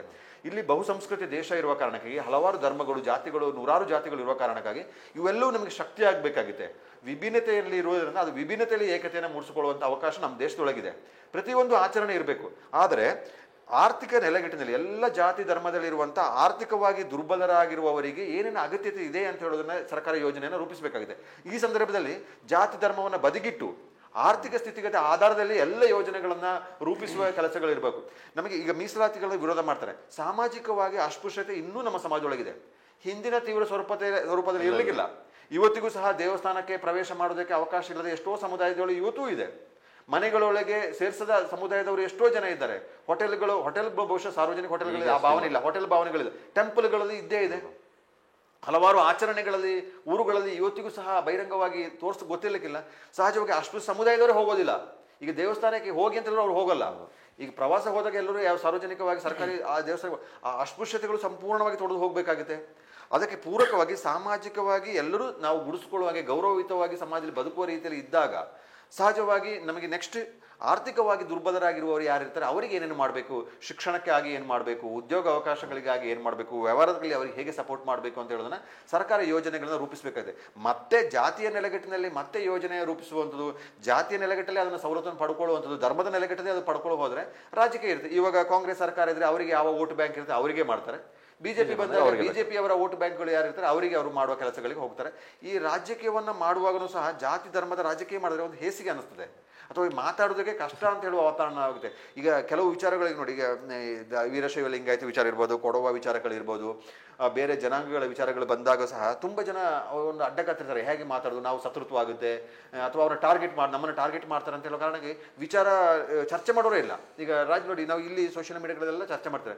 ರಾಜ್ಯಕ್ಕೆ ಪಕ್ಷದವರು ರಾಜ್ಯಾಧ್ಯಕ್ಷರುಗಳಾಗ್ಲಿ ಜಿಲ್ಲಾಧ್ಯಕ್ಷರುಗಳಾಗ್ಲಿ ಅಭಿಪ್ರಾಯ ವ್ಯಕ್ತಪಡಿಸೋಕೆ ಬರಲ್ಲ. ಈಗ ಹಿಂದೂ ಧರ್ಮನ ಹೊಡಿತಿದ್ರೆ ಅಂತ ಸಾಮೂಹಿಕವಾಗಿ ಹೇಳ್ತಾರೆ, ಗಂಭೀರವಾಗಿ ಸೀರಿಯಸ್ ಆಗಿ ಪ್ರಶ್ನೆ ಮಾಡಬೇಕಲ್ಲ, ಸೀರಿಯಸ್ ಪ್ರಶ್ನೆ ಮಾಡೋಕೆ ಹೋಗೋದಿಲ್ಲ. ಯಾಕೆ ಆಗೋದಿಲ್ಲ? ರಾಜಕೀಯ ಪಕ್ಷಗಳ ನೇತಾರರಿಗೆ ರಾಜಕೀಯ ನೆಲೆಗಟ್ಟಲೆ ಈ ವಿಚಾರ ಚರ್ಚೆ ಆಗ್ತಿದೆ, ರಾಜಕೀಯ ಪಕ್ಷದ ಪ್ರಮುಖರಿಗೆ ಇದ್ರ ಬಗ್ಗೆ ಅಭಿಪ್ರಾಯ ವ್ಯಕ್ತಪಡಿಸುವಂತ ಧೈರ್ಯ ಇಲ್ಲ, ಅಥವಾ ಶಾಸಕರುಗಳಿಗಿಲ್ಲ, ಸಂಸದರುಗಳಿಗಿಲ್ಲ, ಸಚಿವರುಗಳಿಗಿಲ್ಲ.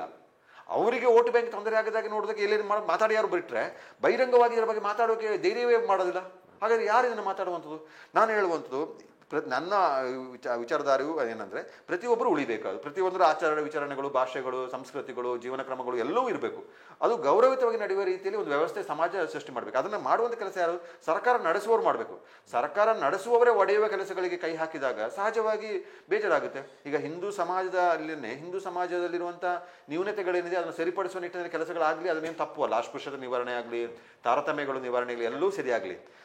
ಸಾಮಾಜಿಕವಾಗಿ ಎಲ್ಲರೂ ಸರಿಸಮಾನವಾಗಿ ಬದುಕುವಂಥ ಅವಕಾಶಗಳಿರಲಿ, ದೇವಸ್ಥಾನಗಳಿಗೆ ನಂಬಿಕೆ ಇದ್ದರೆ ಎಲ್ಲರಿಗೂ ಹೋಗುವಂಥ ಮುಕ್ತ ಅವಕಾಶಗಳಿದೆ. ಜಾತಿಯ ಕಾರಣಕ್ಕಾಗಿ ಅವ್ರನ್ನ ಹೊರಗಿಟ್ಟು ವ್ಯವಸ್ಥೆ ಮಾಡೋದು ಇನ್ನೂ ಸಹ ಮುಂದುವರಿಯುತ್ತೆ ಅಂತ ಹೇಳಿದ್ರೆ ಅದನ್ನು ಸ್ವೀಕಾರ ಮಾಡೋಕ್ಕೆ ಸಾಧ್ಯ ಆಗೋದಿಲ್ಲ.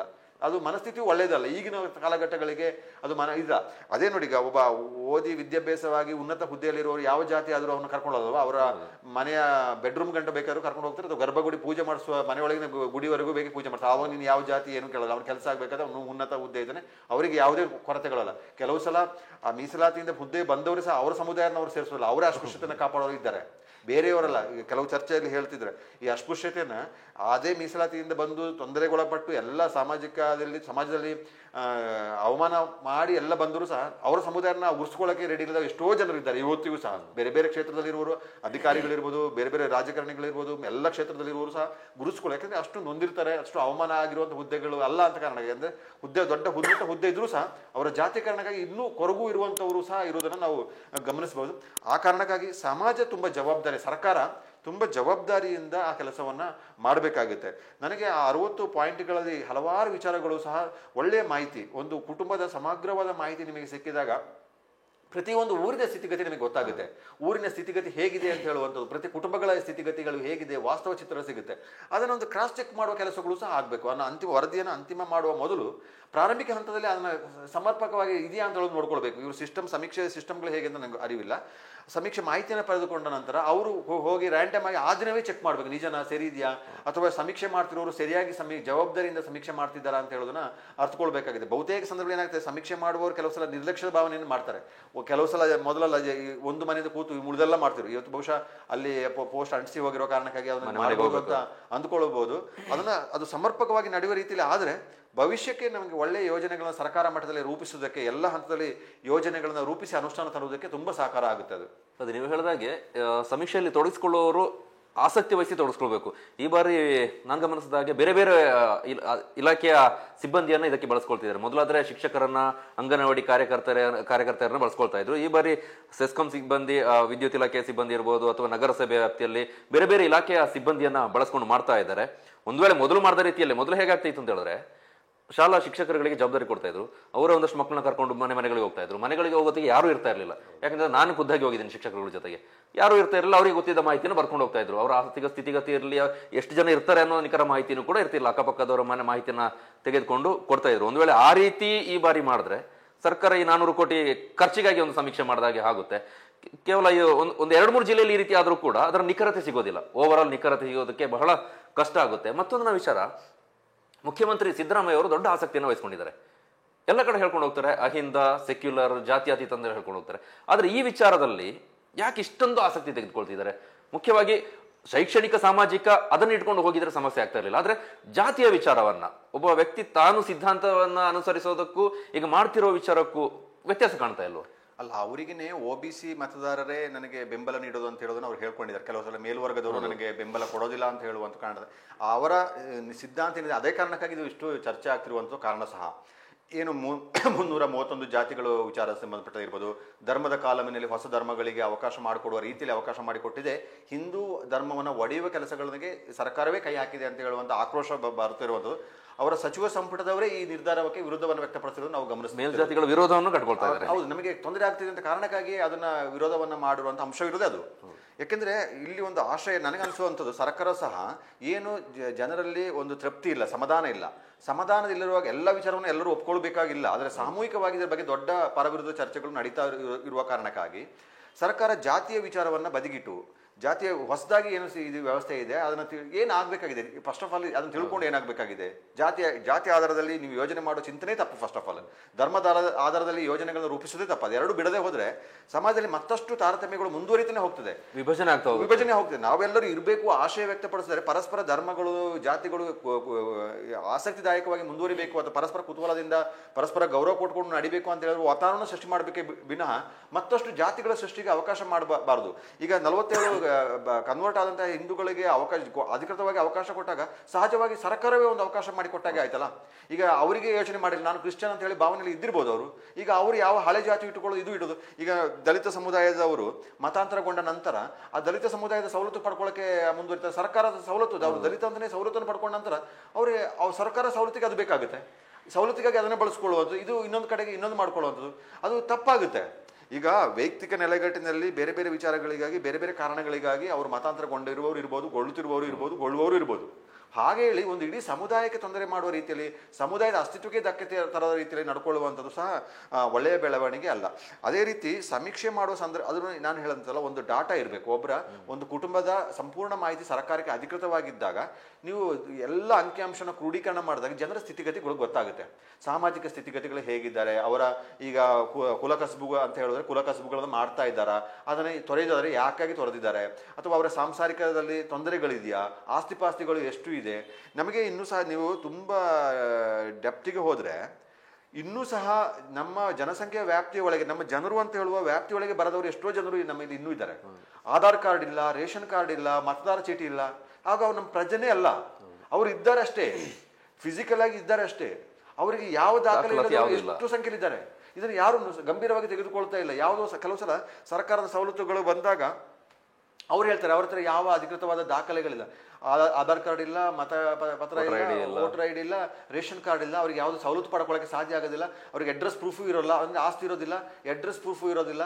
ಹಾಗಾಗಿ ಅವ್ರನ್ನ ಅಧಿಕೃತವಾಗಿ ಜನರೇ ಅಲ್ಲ ಅಂತ ಆಯ್ತಲ್ಲ, ಅದನ್ನೆಲ್ಲ ಸರಿಪಡಿಸ್ಬೇಕಲ್ಲ, ಅಲ್ಲಿಗೆ ಕೈ ಹಾಕಬೇಕು. ಹೌದು, ಈಗ ಅವರು ಯಾರು ಆ ಸವಲತ್ತುಗಳು ಸಿಗ್ಬೇಕು ಅಂದ್ರೆ ಸರ್ಕಾರ ಕುಟುಂಬಗಳಿಗೆ BPL ಕಾರ್ಡ್ ಮೂಲಕ ಸವಲತ್ತುಗಳು ಕೊಡುತ್ತದೆ.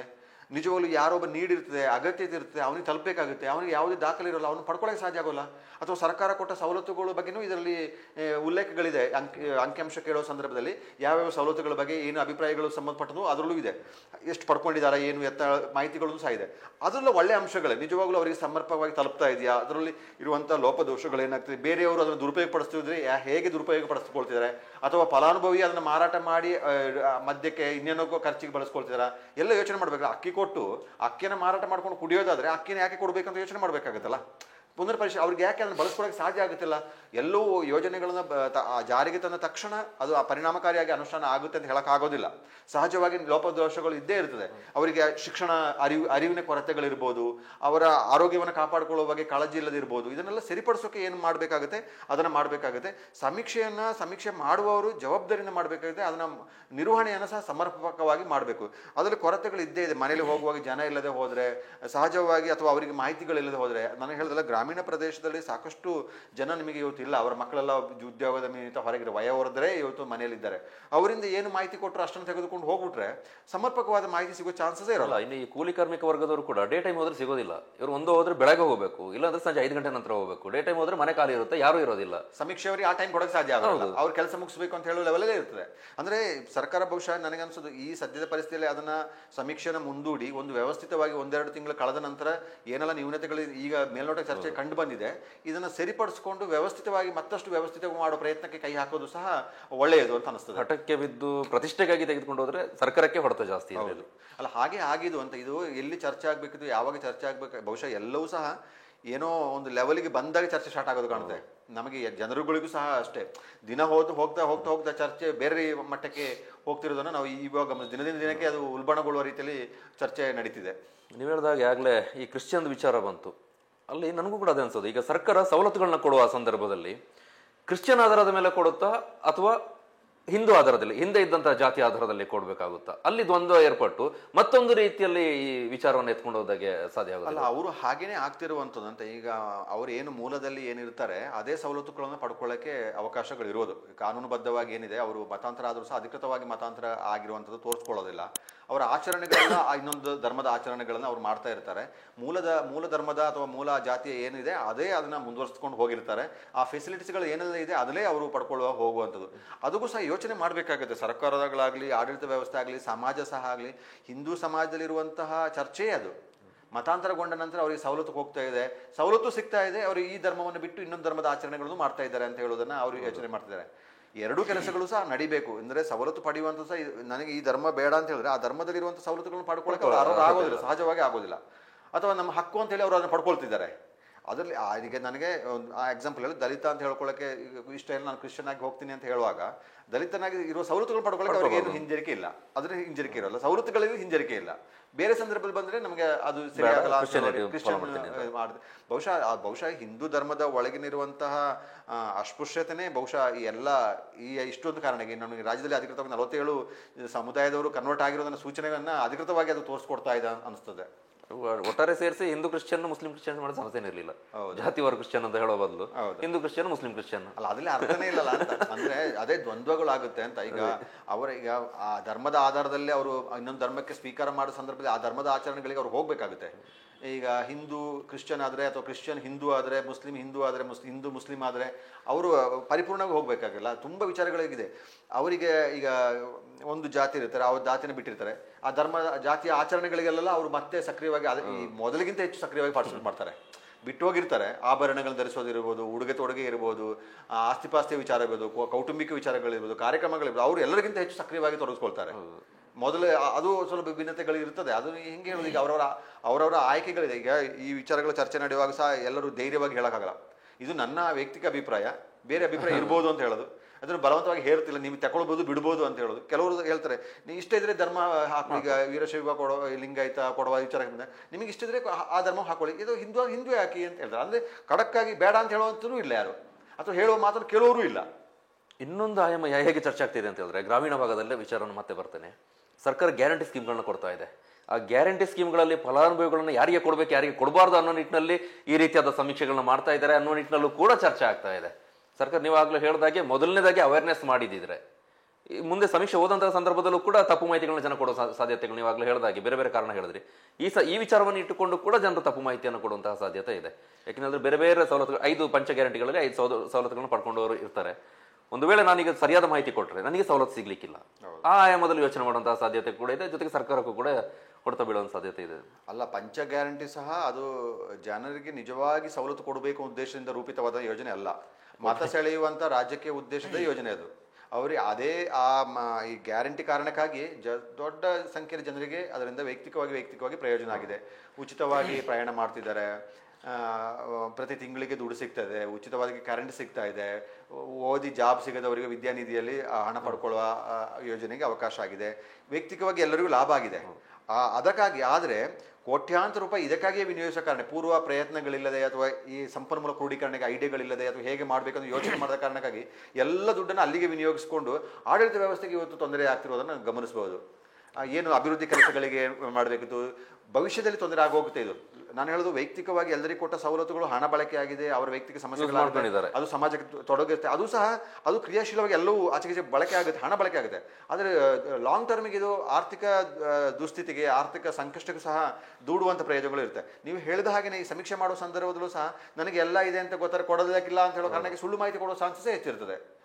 ಅದನ್ನು ಹೇಳೋದು, ವಾಸ್ತವ ನೆಲೆಗಟ್ಟಲ್ಲಿ ಸತ್ಯದ ಮಾಹಿತಿಗಳನ್ನು ಕೊಡುವಂಗೆ ಆದರೆ ಸರ್ಕಾರಕ್ಕೂ ಸಹ ಒಳ್ಳೆ ರೀತಿಯಲ್ಲಿ ಯೋಜನೆಗಳು ಮಾಡೋದಕ್ಕೆ, ಜನರ ಸಮಸ್ಯೆಗಳಿಗೆ ಪರಿಹಾರ ಕೊಡೋದಕ್ಕೆ ಸಾಧ್ಯ ಆಗುತ್ತೆ. ಅದನ್ನು ಮಾಡೋದಕ್ಕೆ ಒಂದು ಇಡೀ ಸ್ಥಳೀಯ ವ್ಯವಸ್ಥೆಗಳನ್ನು ಸಹ ಬಳಸ್ಕೊಳ್ಬೇಕಾಗಿದೆ. ನನಗೆ ಅನಿಸೋದು ಸಮೀಕ್ಷೆ ಮಾಡೋ ಸಂದರ್ಭದಲ್ಲೂ ಸಹ ಸ್ಥಳೀಯ ಜನಪ್ರತಿನಿಧಿಗಳು, ರಾಜಕೀಯ ಮುಖಂಡರುಗಳು, ಅಲ್ಲಿಯ ಗಣ್ಯ ವ್ಯಕ್ತಿಗಳು ಎಲ್ಲ ಒಂದು ತಂಡ ಮಾಡಿಕೊಂಡು ಆ ಸಮೀಕ್ಷೆಯವರು ಅವ್ರ ಹತ್ರ ಹೋಗಿ ಅವರ ಸಮಕ್ಕೆ ಅರಿವಿರುತ್ತೆ. ಸುಳ್ಳು ಮಾಹಿತಿ ಕೂಡ ನೀನು ಸುಳ್ಳು ಹೇಳ್ತಿದ್ಯಾ ಅಂತ ಹೇಳೋದನ್ನ ಕೇಳ್ಬೋದು. ಅದನ್ನ ಒಂದಿಷ್ಟು ಜನ ಇದ್ದಾಗ ಅವ್ರ ಮುಂದೆ ಮಾಹಿತಿ ಕೂಡ ಸುಳ್ಳು ಮಾಡೋದು ಒಂದು ಟೈಮ್ ತಗೊಳ್ಬೋದಿತ್ತು.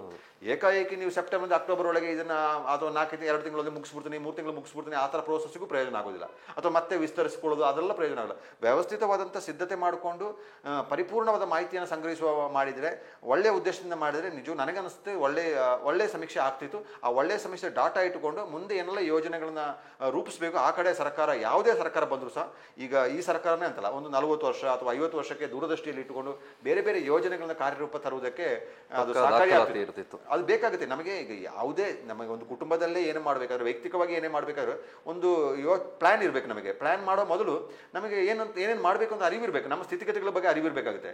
ಈಗ ಏನೋ ಖರ್ಚು, ಈಗ ಒಂದು ವರ್ಷಕ್ಕೆ ನಾನು ಏನು ಮಾಡಬೇಕಂತ ಪ್ಲಾನ್, ನಮಗೆ ಬಜೆಟ್, ನನಗೆ ಇಲ್ಲಿ ಹಣ ಎಷ್ಟು ಬರ್ತದೆ, ಯಾವ್ಯಾವ ಮೂಲದಿಂದ ಸಂಪಾದನೆ ಆಗ್ಬೋದು, ಎಲ್ಲೆಲ್ಲಿಂದ ಆದಾಯ ಬರ್ಬೋದು ಮಾಡಿಕೊಂಡು ಏನೇನು ಖರ್ಚು ಮಾಡ್ಬೋದು ಅಂತ ನಾವು ಪ್ಲಾನ್ ಮಾಡ್ಕೊಳ್ಳೋಕೆ ಸಾಧ್ಯ ಆಗುತ್ತೆ. ನನಗೆ ಆದಾಯನೇ ಇಲ್ಲದೆ ಅಥವಾ ಇಲ್ಲಿಂದ ಬರೋಕ್ಕೆ ಯೋಚನೆ ಇಲ್ಲದೆ, ಹೀಗೆ ಇಲ್ಲಿಂದ ಬರುತ್ತೆ ಅಂತ ಹೇಳುವ ಅರಿವೇ ಇಲ್ಲದೆ ಹೋದರೆ ನಮಗೆ ಏನು ಪ್ಲಾನ್ ಮಾಡೋಕ್ಕೆ ಮತ್ತು ಅದನ್ನ ಇಂಪ್ಲಿಮೆಂಟ್ ಮಾಡೋಕ್ಕೂ ಸಾಧ್ಯ ಆಗೋದಿಲ್ಲ.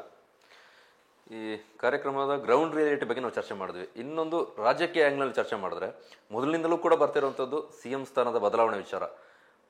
DK ಶಿವಕುಮಾರ್ CM ಆಗ್ತಾರೆ, ಸಿದ್ದರಾಮಯ್ಯ ಅವರು ಸ್ಥಾನ ತೆರವು ಮಾಡಬೇಕಾಗುತ್ತೆ, ಆ ರೀತಿ ಆಯಾಮದಲ್ಲಿ ಚರ್ಚೆ ಆಗ್ತಾ ಇದೆ. ಈಗ ದೊಡ್ಡ ಮಟ್ಟದಲ್ಲಿ ಪ್ರಭಾವಿ ಸಮುದಾಯಗಳನ್ನು ಎದುರು ಹಾಕಿಕೊಂಡಿರೋ ಕಾರಣಕ್ಕಾಗಿ ಮುಂದೆ ಯಾವ ರೀತಿ ರಾಜಕೀಯವಾಗಿ ಗಾಳಿ ಬೀಸಲಿಕ್ಕೆ ಕಾರಣ ಆಗ್ಬೋದು ಇದು?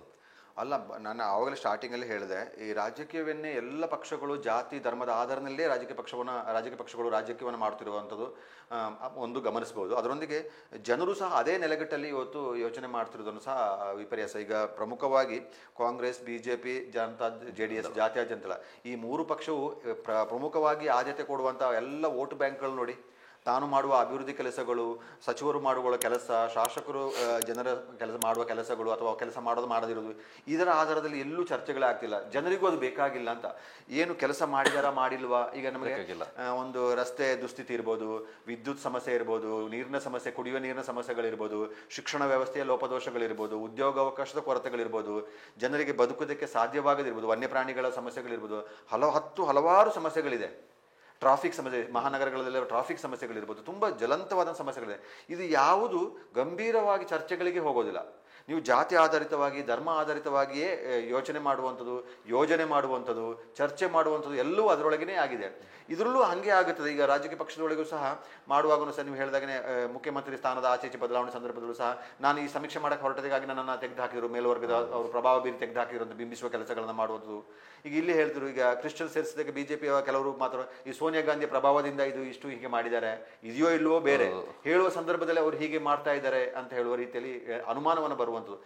ಸಮಾಜವನ್ನ ಮುನ್ನಡೆಸುವಂಥವ್ರು, ಮುಖ್ಯಮಂತ್ರಿ, ಪ್ರಧಾನಮಂತ್ರಿ ಅಂತ ಇರುವವರು, ಅವರ ಬಗ್ಗೆ ಪ್ರತಿಯೊಬ್ಬರು ವಿಶ್ವಾಸ ಇಡುವ ರೀತಿಯಲ್ಲಿ ಅವರ ಕಾರ್ಯವೈಖರಿಗಳು ಇರಬೇಕು. ಪಕ್ಷದ ಸಿದ್ಧಾಂತದಲ್ಲಿ ಅವರು ಬಂದಿರ್ತಾರೆ. ಕಾರ್ಯವೈಖರಿ ಬಂದಾಗ ಪ್ರತಿಯೊಂದು ಸಮುದಾಯದವರನ್ನು ತೆಗೆದುಕೊಂಡು ಹೋಗುವ ಇರ್ಬೋದು. ಈಗ BJP ಬಂದಾಗ ಮೇಲ್ವರ್ಗದವರಿಗೆ ಏನು ಬೇಕು ಅದನ್ನು ಮಾಡುವಂಥದ್ದು, ಹಿಂದುಳಿದ ವರ್ಗದವರಿಗೆ ಗಮನ ಹರಿಸೋದಿಲ್ಲ ಅಂತ ಆಗುವಂಥದ್ದು. ಅಥವಾ ಕಾಂಗ್ರೆಸ್ ಬಂದಾಗ ಹಿಂದುಳಿದವರದು, ಮುಸ್ಲಿಮ್ಸ್ ಇಷ್ಟೇ ಯೋಚನೆ ಮಾಡ್ತೀವಿ, ಅಲ್ಪಸಂಖ್ಯಾತರ ಬಗ್ಗೆ ಅಷ್ಟೇ ನಾನು ಯೋಚನೆ ಮಾಡ್ತೀನಿ, ಮೇಲ್ವರ್ಗದವರು ಬೇಡ ಅಂತ ಹೇಳುವ ರೀತಿಯಲ್ಲಿ ಯೋಚನೆ ಮಾಡುವಂಥ ಸಹ ತಪ್ಪು ನಿರ್ಧಾರಗಳಾಗುತ್ತೆ. ಆಡಳಿತ ಅಧಿಕಾರಿಗಳನ್ನು ಇಟ್ಟುಕೊಳ್ಳುವಂತಿರ್ಬೋದು, ಸರ್ಕಾರಿ ಸಿಬ್ಬಂದಿಗಳನ್ನು ಇಟ್ಟುಕೊಂಡಿರ್ಬೋದು. ಇದರಲ್ಲೂ ಸಹ ಜಾತಿ ಆಧಾರದಲ್ಲಿ ಎಲ್ಲ ಮಾಡ್ತಾ ಹೋದರೆ ಇಡೀ ವ್ಯವಸ್ಥೆ ಹಾಳಾಗ್ಬಿಡ್ತದೆ. ಪರಸ್ಪರ ನಂಬಿಕೆ ಇಲ್ಲದ ರೀತಿಯಲ್ಲಿ ಬರುತ್ತೆ. ಯಾರು ಬಂದಾಗ, ಈ ಸರ್ಕಾರ ಬಂದಾಗ ಇವ್ರ ಮೇಲೆ ಬರ್ತಾರೆ, ಇನ್ನೊಬ್ಬರ ಕೆಳಗೆ ಹೋಗ್ತಾರೆ. ಇದೇ ಆದರೆ ಅದು ಆಗ ನಿಜವಾಗ್ಲೂ ಕೆಲಸ ಮಾಡುವಂಥವರಿಗೆ, ಪ್ರಾಮಾಣಿಕವಾಗಿ ಕೆಲಸ ಮಾಡುವವರಿಗೆ, ಸರಿಯಾಗಿ ಕೆಲಸ ಮಾಡ್ತಾ ಹೋಗುವವರಿಗೆ, ಸರಿಯಾದ ಹಾದಿಯಲ್ಲಿ ಹೋಗುವವರಿಗೆ ಅಡ್ಡಗಾಲು ಹಾಕುವಂಗೆ ಆಗುತ್ತೆ. ಆಡಳಿತ ನಡೆಸುವವರಿಗೆ ಜವಾಬ್ದಾರಿ ಇದೆ. ಸುದೀರ್ಘ ಅವಧಿಗೆ ಆಳ್ವಿಕೆ ನಡೆಸಿರುವಂಥ ಸಿದ್ದರಾಮಯ್ಯ ಅಂತವರು ಒಂದು ಮೇಲ್ಪಂಕ್ತಿ ಹಾಕಿ ಹೋಗಬೇಕಾಗಿರೋದು. ಅವ್ರಿಗೆ ಹೇಳೋರು ಇರ್ಬೋದು, ಅಲ್ಪಸಂಖ್ಯಾತರು, ಹಿಂದುಳಿದವರು, ಅಹಿಂದ ವರ್ಗದವರೇ ಅವರಿಗೆ ಬೆಂಬಲ ನೀಡ್ತಾ ಇರ್ಬೋದು. ಆದರೆ ಮೇಲ್ವರ್ಗದವರು ಸಹ ಇಷ್ಟಪಡುವ ರೀತಿಯಲ್ಲಿ ಒಂದು ಆಳ್ವಿಕೆ ನೀಡುವಂತ ಅವರಿಗೆ ಮಾತ್ರ ಸೀಮಿತ ಅಲ್ಲ, ಸರ್ವರಿಗೂ CM ಅಲ್ಲ. ಆದ್ರೆ ಆ ಥರ ನಡೆಯೋದಿಲ್ಲ ಅಂತ ಯಾರು ಸಹ ಅವರಿಗೆ ಇದನ್ನ ಒಂದು ಮೇಲ್ಪಂಕ್ತಿ ಹಾಕುವ ರೀತಿಯಲ್ಲಿ ಯಾರೂ ನಡೆಯೋದಿಲ್ಲ. ನನಗೇನು ಆಗಬೇಕು, ನಮ್ಮನ್ನು ಹೇಗೆ ನಡೆಸ್ಕೊಂಡೆ ಹಾಗೆ ನಾವು ನಡಿಬೇಕು ಅಂತ ಹೇಳೋರು ಆಗುತ್ತೆ. ಅದನ್ನು ಬದಲಾಯಿಸುವ ರೀತಿಗೆ ಹೋಗ್ಬೇಕು, ಎಲ್ಲರಿಗೂ ಮಾಡಬೇಕಾಗುತ್ತೆ. ಎಲ್ಲರಿಗೂ ಈಗ ಮೇಲ್ವರ್ಗ ಅಂತ ಹೇಳುವ ಅವರಲ್ಲೂ ಸಹ ಬಡತನದಲ್ಲಿ ಇರುವವರು ಇರ್ತಾರೆ, ಮಕ್ಕಳನ್ನ ಓದಿಸೋಕ್ಕೆ ಸಾಧ್ಯ ಆಗೋದಿರೋದಿಲ್ಲ, ಬದುಕು ನಡೆಸೋಕ್ಕೆ ಸಾಧ್ಯ ಆಗದಿರುವವರು ಇರ್ತಾರೆ. ಮೇಲ್ವರ್ಗ ಅಂತ ಒಂದೇ ಕಾರಣಕ್ಕಾಗಿ ಅವರು ಸಮಸ್ಯೆಯಲ್ಲೇ ಮುಂದುವರಿಬೇಕು ಅಂತಲ್ಲ, ಅವರಿಗೆ ವೈದ್ಯಕೀಯ ಚಿಕಿತ್ಸೆ ಪಡ್ಕೊಳ್ಳೋಕೆ ಕಷ್ಟಪಡುವವರು ಇದ್ದಾರೆ. ಮೇಲ್ವರ್ಗ ಅಂತ ಹೇಳಿ ಯಾವುದೇ ಸವಲತ್ತು ಸಿಗದೆ ಆಸ್ಪತ್ರೆಯಲ್ಲಿ ಯಾವುದು BPL ಕಾರ್ಡ್ ಎಲ್ಲ ವೈದ್ಯಕೀಯ ಸವಲತ್ತು ಫ್ರೀ ಉಚಿತವಾಗಿ ಸಿಗೋಲ್ಲ ಅಂತ ಕಡೆಗಣಿಸ್ಬಿಟ್ರೆ ಆಗ ಅವರು ಬದುಕಬೇಕಲ್ಲ. ಪ್ರತಿಯೊಬ್ಬರು ಇರಬೇಕಾಗುತ್ತೆ. ಅದನ್ನೇ ಯಾರಾದರೂ ಒಬ್ಬರು ಮೇಲ್ಪಂಕ್ತಿ ಹಾಕುವ ರೀತಿಯಲ್ಲಿ ನಡ್ಕೊಳ್ಬೇಕಾಗುತ್ತೆ. ಚುನಾವಣಾ ರಾಜಕೀಯದೊಳಗೆ ಗೆಲ್ಲುವ ಕಾರಣಕ್ಕಾಗಿ, ಗೆಲ್ಲುವ ಮಾನದಂಡ ಕಾರಣಕ್ಕಾಗಿಯೇ ಇದೆಲ್ಲವನ್ನ ಸಮೀಕರಣ ಮಾಡ್ತಾರೆ. ಜನರ ಭಾವನೆಯನ್ನು ಕೆರಳಿಸೋದು ಸಹ ಈ ಜಾತಿ ಧರ್ಮನೇ. ನಿಮಗೆ ಸಮಸ್ಯೆಗಳು ಹೇಳಿದಾಗ ಅಷ್ಟೇನು ಇಲ್ಲ, ಸಮಸ್ಯೆಗಳಿಗೆ ಅಡ್ಜಸ್ಟ್ ಮಾಡ್ಕೊಂಡು ಹೋಗ್ಬಿಡ್ತಾರೆ, ಸಮಸ್ಯೆಯೊಂದಿಗೆ ಬದುಕುವುದನ್ನು ಕಲ್ತುಕೊಳ್ತಾರೆ ಜನ. ಆದರೆ ಜಾತಿ ಧರ್ಮದ ವಿಚಾರ ಬಂದಾಗ ಎಲ್ಲ ಊಟ ನೀರು ಬಿಟ್ಟು, ನಿದ್ರೆ ಬಿಟ್ಟು, ಎಲ್ಲ ಬಿಟ್ಟು ಬೀದಿಗೆ ಇಳಿಯುವಂಥ ಪರಿಸ್ಥಿತಿ ಬರ್ತದೆ. ಭಾವನೆಗಳನ್ನ ಕೆಣಕಿಯೇ ಈ ಜನರು ಹೀಗೆ ಪ್ರಚೋದನೆ ಒಳಗಾಗುವ ಕಾರಣಕ್ಕಾಗಿ ಆ ಭಾವನೆಯನ್ನು ಬದಿಗಿಟ್ಟು ವಾಸ್ತವ ನೆಲೆಗಟ್ಟಲ್ಲಿ ಯೋಚನೆ ಮಾಡುವ, ವಾಸ್ತವ ನೆಲೆಗಟ್ಟಲ್ಲಿ ಮಾತನಾಡುವ ಪರಿಸ್ಥಿತಿಗೆ ಜನ ಬರದೇ ಹೊರತು ಈ ರಾಜಕೀಯ ಪಕ್ಷದವರು ಇವರನ್ನ ಬಳಸ್ಕೊಳ್ಳುವಂಥದ್ದು, ಪ್ರಚೋದನೆ ಮಾಡುವಂಥದ್ದು, ಇವರ ಹೇಗೆ ದಾಳವಾಗಿ ಬಳಸ್ಕೊಳ್ಬೋದು ಎಲ್ಲವನ್ನೂ ನುಂಗಿ ಹಾಕುತ್ತೆ. ಎಲ್ಲ ಅಭಿವೃದ್ಧಿ ಕಾರ್ಯವನ್ನು ಬದಿಗಿಟ್ಟು ಕೇವಲ ಇದೇ ಒಂದು ವಿಚಾರ, ಜಾತಿ ಧರ್ಮದ ವಿಚಾರವೇ ಇವತ್ತು ದೊಡ್ಡ ಮಟ್ಟದ ಚರ್ಚೆ ಆಗುತ್ತೆ. ಇದಕ್ಕೆ ಕಾರಣಗಳೇನಿದೆ ನೋಡಿ. ಸರ್ಕಾರ ಆಡಳಿತ ವ್ಯವಸ್ಥೆ ಮಾಡುವಾಗಷ್ಟೇ ಈಗ ಬೇರೆ ಬೇರೆ ಕಡೆ ದಾಳಿ ನಡೆದ ಸಂದರ್ಭ ಎಲ್ಲ ಸರ್ಕಾರಗಳು ಅದು ಇದೆ. ಅವರ ಬೆಂಬಲಿಗರು ಮಾಡಿದ ಪ್ರಕರಣವನ್ನು ಅವ್ರ ಸರ್ಕಾರ ಬಂದಾಗ FIR ಅನ್ನು ತೆಗೆಯೋದು. ಹಾಗಾದ್ರೆ ಅವರಿಗೆ ಮೇಲೆ ಪ್ರಕರಣ ಹಾಕಿ ಕಾನೂನು ಪ್ರಕ್ರಿಯೆಗಳನ್ನು ಮಾಡಿ ಎಲ್ಲ ಯಾಕೆ ಬೇಕಾಗುತ್ತೆ? ಕಾನೂನಿಗೆ ಬೆಲೆ ಬರುತ್ತೆ, ಎಲ್ಲಿ ಬರುತ್ತೆ? ವಿದ್ಯಾರ್ಥಿಗಳ ಮೇಲೆ ಹಲ್ಲೆ ಕೇಸ್ ನಡೆದ್ರೆ ವಿದ್ಯಾರ್ಥಿಗಳು ಮಾಡೋ ಕೇಸ್ಗಳನ್ನ ವಾಪಸ್ ತೆಗಿತಾರೆ, ಸಂಘಟನೆಗಳು ಮಾಡೋ ಕೇಸ್ಗಳನ್ನ ವಾಪಸ್ ತೆಗಿತಾರೆ. ಹಾಗಾದ್ರೆ ಅವರಿಗೆ ಅದು ಪ್ರಚೋದನೆ ಅವಕಾಶ ಮಾಡಿಕೊಟ್ಟಾಗ ಯಾವಾಗ ಒಂದಿನ ಸರ್ಕಾರ ತೆಗೆದು, ಈಗ ಪೊಲೀಸ್ ಸ್ಟೇಷನ್ಗೆ ಬೆಂಕಿ ಹಾಕಿದವ್ರ ಮೇಲೆ ಪ್ರಕರಣ ವಾಪಸ್ ತೆಗೆದುಬಿಟ್ರೆ ಆಗ ಪೊಲೀಸರಿಗೆ ನೈತಿಕ ಶಕ್ತಿಯಲ್ಲಿರ್ತದೆ, ಸ್ಥೈರ್ಯಲ್ಲಿರುತ್ತೆ. ಅವ್ರಿಗೆ ಸ್ಥೈರ್ಯ ಕುಂಗಿಸಲ್ವಾಯಿ ಅವರೇ ಮಾಡೋರಿಗೆ ಏನಿರುತ್ತೆ, ನಾವು ಮಾಡ್ತೀವಿ, ಅದು ಮುಂದೆ ಏನೋ ಯಾವ ನಮ್ಮ ಸರ್ಕಾರ ಬಂದೇ ಬರುತ್ತೆ ತೆಗೀತಾರೆ. ಎಲ್ಲ ಇದು ಒಂದೇ ಸರ್ಕಾರ ಮಾಡಿಲ್ಲ, ಎಲ್ಲ ಸರ್ಕಾರಗಳು ಆಯಾ ಸರ್ಕಾರಗಳು ಬಂದಾಗ ಇದನ್ನು ತೆಗಿತೆ. ಬಹುಶಃ ಅದೂ ಕಾನೂನು ಬಿಗಿಗೊಳಿಸಬೇಕಾದ್ರೆ ಈ ಥರ ಸರ್ಕಾರ ಮಧ್ಯಪ್ರವೇಶ ಮಾಡಿ ಪ್ರಕರಣವನ್ನು ಹಿಂಪಡೆಯುವಂಥ ಏನು ಇದೆ ಅದಕ್ಕೆ ಅವಕಾಶವೇ ಮಾಡಿಕೊಡಬಾರ್ದು. ಈಗ ಕಾನೂನನ್ನು ಬಳಸಿಕೊಂಡು ಸುಳ್ಳು ಕೇಸನ್ನು ಹಾಕೋದು ತಪ್ಪೇ. ಈ ತರ ಹಾಕಿದ ಕೇಸುಗಳನ್ನು ತೆಗೆಯುವಂಥದ್ದು ವಾಪಸ್ಸು ತೆಗೆಯುವಂಥ ಕಮ್ಮಿ. ಈ ಸುಳ್ಳು ಪ್ರಕರಣ ಹಾಕಿದಾಗ ಅವ್ರ ಮೇಲೆ ಎಲ್ಲರ ಮೇಲೆ ಕ್ರಮ ತೆಗೆದುಕೊಳ್ಳಬೇಕು. ಯಾವುದೋ ಒಬ್ಬ ನೋಡಿ, ಒಬ್ಬ ಮರ್ಡರ್ ಆಗಿ ಇದನ್ನ ಸಾವನ್ನಪ್ಪಿದ್ದಾರೆ ಅಂತ ಹೇಳಿ ಲೇಡಿ ಆಗಿದ್ದಕ್ಕೆ ಪೊಲೀಸ್ ಅಧಿಕಾರಿ ಸುಳ್ಳು ಚಾರ್ಜ್ ಶೀಟ್ ಮಾಡಿ ಅವರಿಗೆ ಶಿಕ್ಷೆ ಆಗಿತ್ತು. ಆ ವ್ಯಕ್ತಿ ಜೀವಂತ ಇರುವವನು ಕೊಂದಿದ್ದಾರೆ ಅಂತ ಹೇಳಿ ಅದಕ್ಕೆ ಎಷ್ಟು ಗಂಭೀರವಾದ ಶಿಕ್ಷೆ ಆಗಬೇಕು? ಅವ್ರನ್ನ ಇಲ್ಲಿ ಸಸ್ಪೆಂಡ್ ಮಾಡಿದ್ರೆ ಇಲ್ಲ ಮತ್ತೊಂದು ಕಡೆ ಅವರು ನಿಯುಕ್ತಿಯಾಗಿ ಇನ್ನೇನೋ ಎಲ್ಲೋ ಕೆಲಸ ಮಾಡ್ತಾರೆ. ಏನು ಉದ್ದೇಶ ಪ್ರಯೋಜನ ಆಗುತ್ತೆ? ಅದೊಂದು ಪಾಠ ಆಗಬೇಕು. ಆ ಥರ ತಪ್ಪು ಮಾಡೋದಕ್ಕೆ ಸಾಧ್ಯನೇ ಆಗದಿರಬಹುದು. ನಮ್ಮ ಕಾನೂನು ಹಾಗಿರುವಂಥದ್ದು 100 ಅಪರಾಧಿಗಳು ತಪ್ಪಿಸ್ಕೊಂಡ್ರು ಒಬ್ಬ ನಿರಪರಾಧಿ ಸಿಕ್ಕಾಕೊಳ್ಬಾರ್ದು ಅಂತ ಇರುವಂಥದ್ದು. ಆ ಆಶಯಕ್ಕೆ ಪೂರಕವಾಗಿ ನಮ್ಮದು ಇರಬೇಕಾಗುತ್ತೆ. ಅದು ಹೇಗಾಗುತ್ತೆ ಅಂದರೆ ಕಾನೂನಿನ ದುರುಪಯೋಗ ಆಗದ ರೀತಿಯಲ್ಲೂ ಸಹ ಎಚ್ಚರ ವಹಿಸುವಂಥ ಕೆಲಸಗಳು ಮಾಡಬೇಕು. ಓವರಾಲ್ ಸಮಗ್ರವಾಗಿ ಜಾತಿ ಧರ್ಮದ ನೆಲೆಗಟ್ಟಲ್ಲಿ ರಾಜಕೀಯ ಮಾಡುವುದನ್ನು, ಕೆಲಸ ಮಾಡುವುದನ್ನು ಈ ರಾಜಕೀಯ ಪಕ್ಷಗಳು ನಿಲ್ಲಿಸದ ಹೊರತು ಜನರು ಸಹ ಅದರಲ್ಲೇ ಮುಳುಗಿ ಹೋಗುವ ಯೋಚನೆ ಮಾಡುವುದನ್ನು ಎಲ್ಲಿ ನಿಲ್ಲಿಸೋದಿಲ್ಲ ಅಲ್ಲಿವರೆಗೂ ಸಮಸ್ಯೆ ಆಗುತ್ತೆ. ಬಹುಶಃ ನನಗೆ ಅನಿಸೋದು ಈ IT BT ಯಲ್ಲಿ ಕೆಲಸ ಮಾಡುವವರಿಗೆ ಇದರ ಅರಿವಿಲ್ಲ, ಅವರಿಗೆ ಬೇಕಾಗಿಲ್ಲ. ಕೈ ತುಂಬ ಸಂಬಳ ಇದೆ, ಅವರಿಗೆ ವೀಕೆಂಡ್ ಇದೆ, ಅವರಿಗೆ ಈ ಕಡೆ ಗಮನ ಹರಿಸೋಕೆ ಇಲ್ಲ. ಅವರು ಪಕ್ಕದಲ್ಲೇ ಕೂತವನು ಸ್ನೇಹಿತರು ಜಾತಿ ಯಾವ ಜಾತಿ ಯಾವ ಧರ್ಮ ಏನೂ ಕೇಳಲ್ಲ. IT BT ಯಲ್ಲಿ ಇರುವವರು ಹೇಗೆ ಎಲ್ಲವನ್ನ ಬದಿಗಿಟ್ಟು ಸ್ಥಿತಿಗತಿ, ಊರು ತಾರತಮ್ಯ ಎಲ್ಲವನ್ನು ಬದಿಗಿಟ್ಟು ಹೇಗೆ ಅವರು ಆರಾಮ್ಸೆ ಜೀವನ ಸಾಗಿಸ್ತಾರೆ, ಬಹುಶಃ ಎಲ್ಲರಿಗೂ ಅದೇ ಥರ ಮನಸ್ಥಿತಿಯನ್ನು ಬರಬೇಕು. ಆವಾಗ ಸಮಾಜ ಸರಿಯಾಗಿರುತ್ತೆ, ಸುಖವಾಗಿರ್ಬೋದು, ನೆಮ್ಮದಿಯನ್ನು ಕಾಣ್ಬೋದು ಅಂತ ಅನಿಸ್ತದೆ. ಆ ರೀತಿ ಬರ್ಲಿಕ್ಕೆ ರಾಜಕೀಯ ಪಕ್ಷಗಳು ಬಿಡೋದಿಲ್ಲ. ಹೌದು ವೀಕ್ಷಕರೇ, ಸಾಮಾಜಿಕ ಶೈಕ್ಷಣಿಕ ಗಣತಿ ಅರ್ಥಾತ್ ಒಂದರ್ಥದಲ್ಲಿ ಜಾತಿ ಗಣತಿ ಈ ವಿಚಾರದಲ್ಲಿ ಬೇರೆ ಬೇರೆ ಆಯಾಮದಲ್ಲಿ ಚರ್ಚೆ ಮಾಡಿದ್ವಿ. ಜೊತೆಗೆ ಸರ್ಕಾರ ಅಸಲಿಗೆ ಮಾಡಬೇಕಾಗಿದ್ದು ಏನು, ಈಗ ಆಗ್ತಿರೋದೇನು, ಮಾಡಬೇಕಾಗಿರೋದೇನು, ಆ ವಿಚಾರದ ಬಗ್ಗೆ ಕೂಡ ಮಾತಾಡಿದ್ವಿ. ನಿಮಗೂ ಕೂಡ ಒಂದು ಪಿಕ್ಚರ್ ಸಿಕ್ಕಿರ್ಬೋದು ಈ ಗಣತಿಯ ವಿಚಾರದಲ್ಲಿ. ಯಾಕಾಗಿ ಮಾಡ್ತಿದ್ದಾರೆ, ಹೇಗೆ ಮಾಡಬೇಕು ಅನ್ನೋದ್ರ ಬಗ್ಗೆ. ಕುಟುಂಬರ ಈ ಚರ್ಚೆಯಲ್ಲಿ ಪಾಲ್ಗೊಂಡಿದ್ದಕ್ಕೆ, ಹಲವು ಆಯಾಮದಲ್ಲಿ ಚರ್ಚೆಯನ್ನ ವಿಸ್ತೃತವಾಗಿ ನಮ್ಮೊಂದಿಗೆ ವಿವರಿಸಿದ್ದಕ್ಕಾಗಿ ಥ್ಯಾಂಕ್ ಯು, ಧನ್ಯವಾದ. ವೀಕ್ಷಕರೇ, ನೀವು ಫಸ್ಟ್ ಟೈಮ್ ನಮ್ಮ ಚಾನಲ್ ನೋಡ್ತಾ ಇದ್ರೆ ನಮ್ಮನ್ನು ಸಬ್ಸ್ಕ್ರೈಬ್ ಮಾಡ್ಕೊಳ್ಳಿ. ಜೊತೆಗೆ Instagram, Facebook ಫಾಲೋ ಮಾಡ್ಕೊಳ್ಳಿ. ನಮ್ಮ ಈ ಕಂಟೆಂಟ್, ಈ ಎಪಿಸೋಡ್ ಅಪ್ಲೋಡ್ ಆಗೋ ಅಷ್ಟರಲ್ಲಿ ಸರ್ಕಾರದ ನಿಲುವುಗಳು ಬದಲಾಗಿದ್ರೂ ಇರ್ಬೋದು, ಅಥವಾ ಸಮೀಕ್ಷೆಯನ್ನು ನಡೆಸಿಯೇ ತೀರ್ತೀವಿ ಅನ್ನುವಂತಹ ನಿಲುವು ಕಂಟಿನ್ಯೂ ಆಗಿರ್ಬೋದು. ಆದರೆ ನಾವು ಚರ್ಚೆ ಮಾಡಿದಂತಹ ವಿಷಯ ಮಾತ್ರ ಪ್ರಸ್ತುತ ಇದೆ. ಹಾಗಾಗಿ ಸರ್ಕಾರ ಏನು ಮಾಡುತ್ತೋ ಬಿಡುತ್ತೋ ಗೊತ್ತಿಲ್ಲ. ನಾವು ಚರ್ಚೆ ಮಾಡಿದಂಥ ವಿಚಾರದಲ್ಲಿ ಸರ್ಕಾರ ನಿಲುವುಗಳನ್ನ ತೆಗೆದುಕೊಂಡು ಒಳ್ಳೆಯ ರೀತಿಯಲ್ಲಿ ಈ ಸಮೀಕ್ಷೆಯನ್ನ ಮಾಡಿದ್ರೆ ದೊಡ್ಡ ಮಟ್ಟದ ಪರಿಣಾಮವನ್ನ ರಾಜ್ಯಕ್ಕೆ ಮಾಡುತ್ತೆ. ಜೊತೆಗೆ ದೀರ್ಘಕಾಲಕ್ಕೆ ಬೇಕಾದಂತಹ ಒಂದು ಸಮೀಕ್ಷೆ ಆಗಿ ಉಳಿಯುತ್ತೆ, ಇದು ದಾಖಲೆಯಾಗಿ ಉಳಿಯುತ್ತೆ. ಆ ನಿಟ್ಟಿನಲ್ಲಿ ಸರ್ಕಾರ ಆಸಕ್ತಿಯನ್ನ ವಹಿಸಿ ಈ ಸಮೀಕ್ಷೆಯನ್ನ ಮಾಡಿದ್ರೆ ಪ್ರಯೋಜನ ಆಗ್ಬೋದು ಅಂತ ಹೇಳ್ತಾ ಈ ಎಪಿಸೋಡನ್ನು ಮುಗಿಸ್ತಾ ಇದ್ದೇನೆ. ಮತ್ತೆ ಮುಂದಿನ ವಾರ ಮುಂದಿನ ಎಪಿಸೋಡ್ನಲ್ಲಿ ಮುಂದಿನ ಹೊಸ ವಿಚಾರದೊಂದಿಗೆ ಹಾಜರಾಗ್ತೇನೆ. ಅಲ್ಲಿವರೆಗೂ ಎಲ್ಲರೂ ಟೇಕ್ ಕೇರ್, ಬಾಯ್.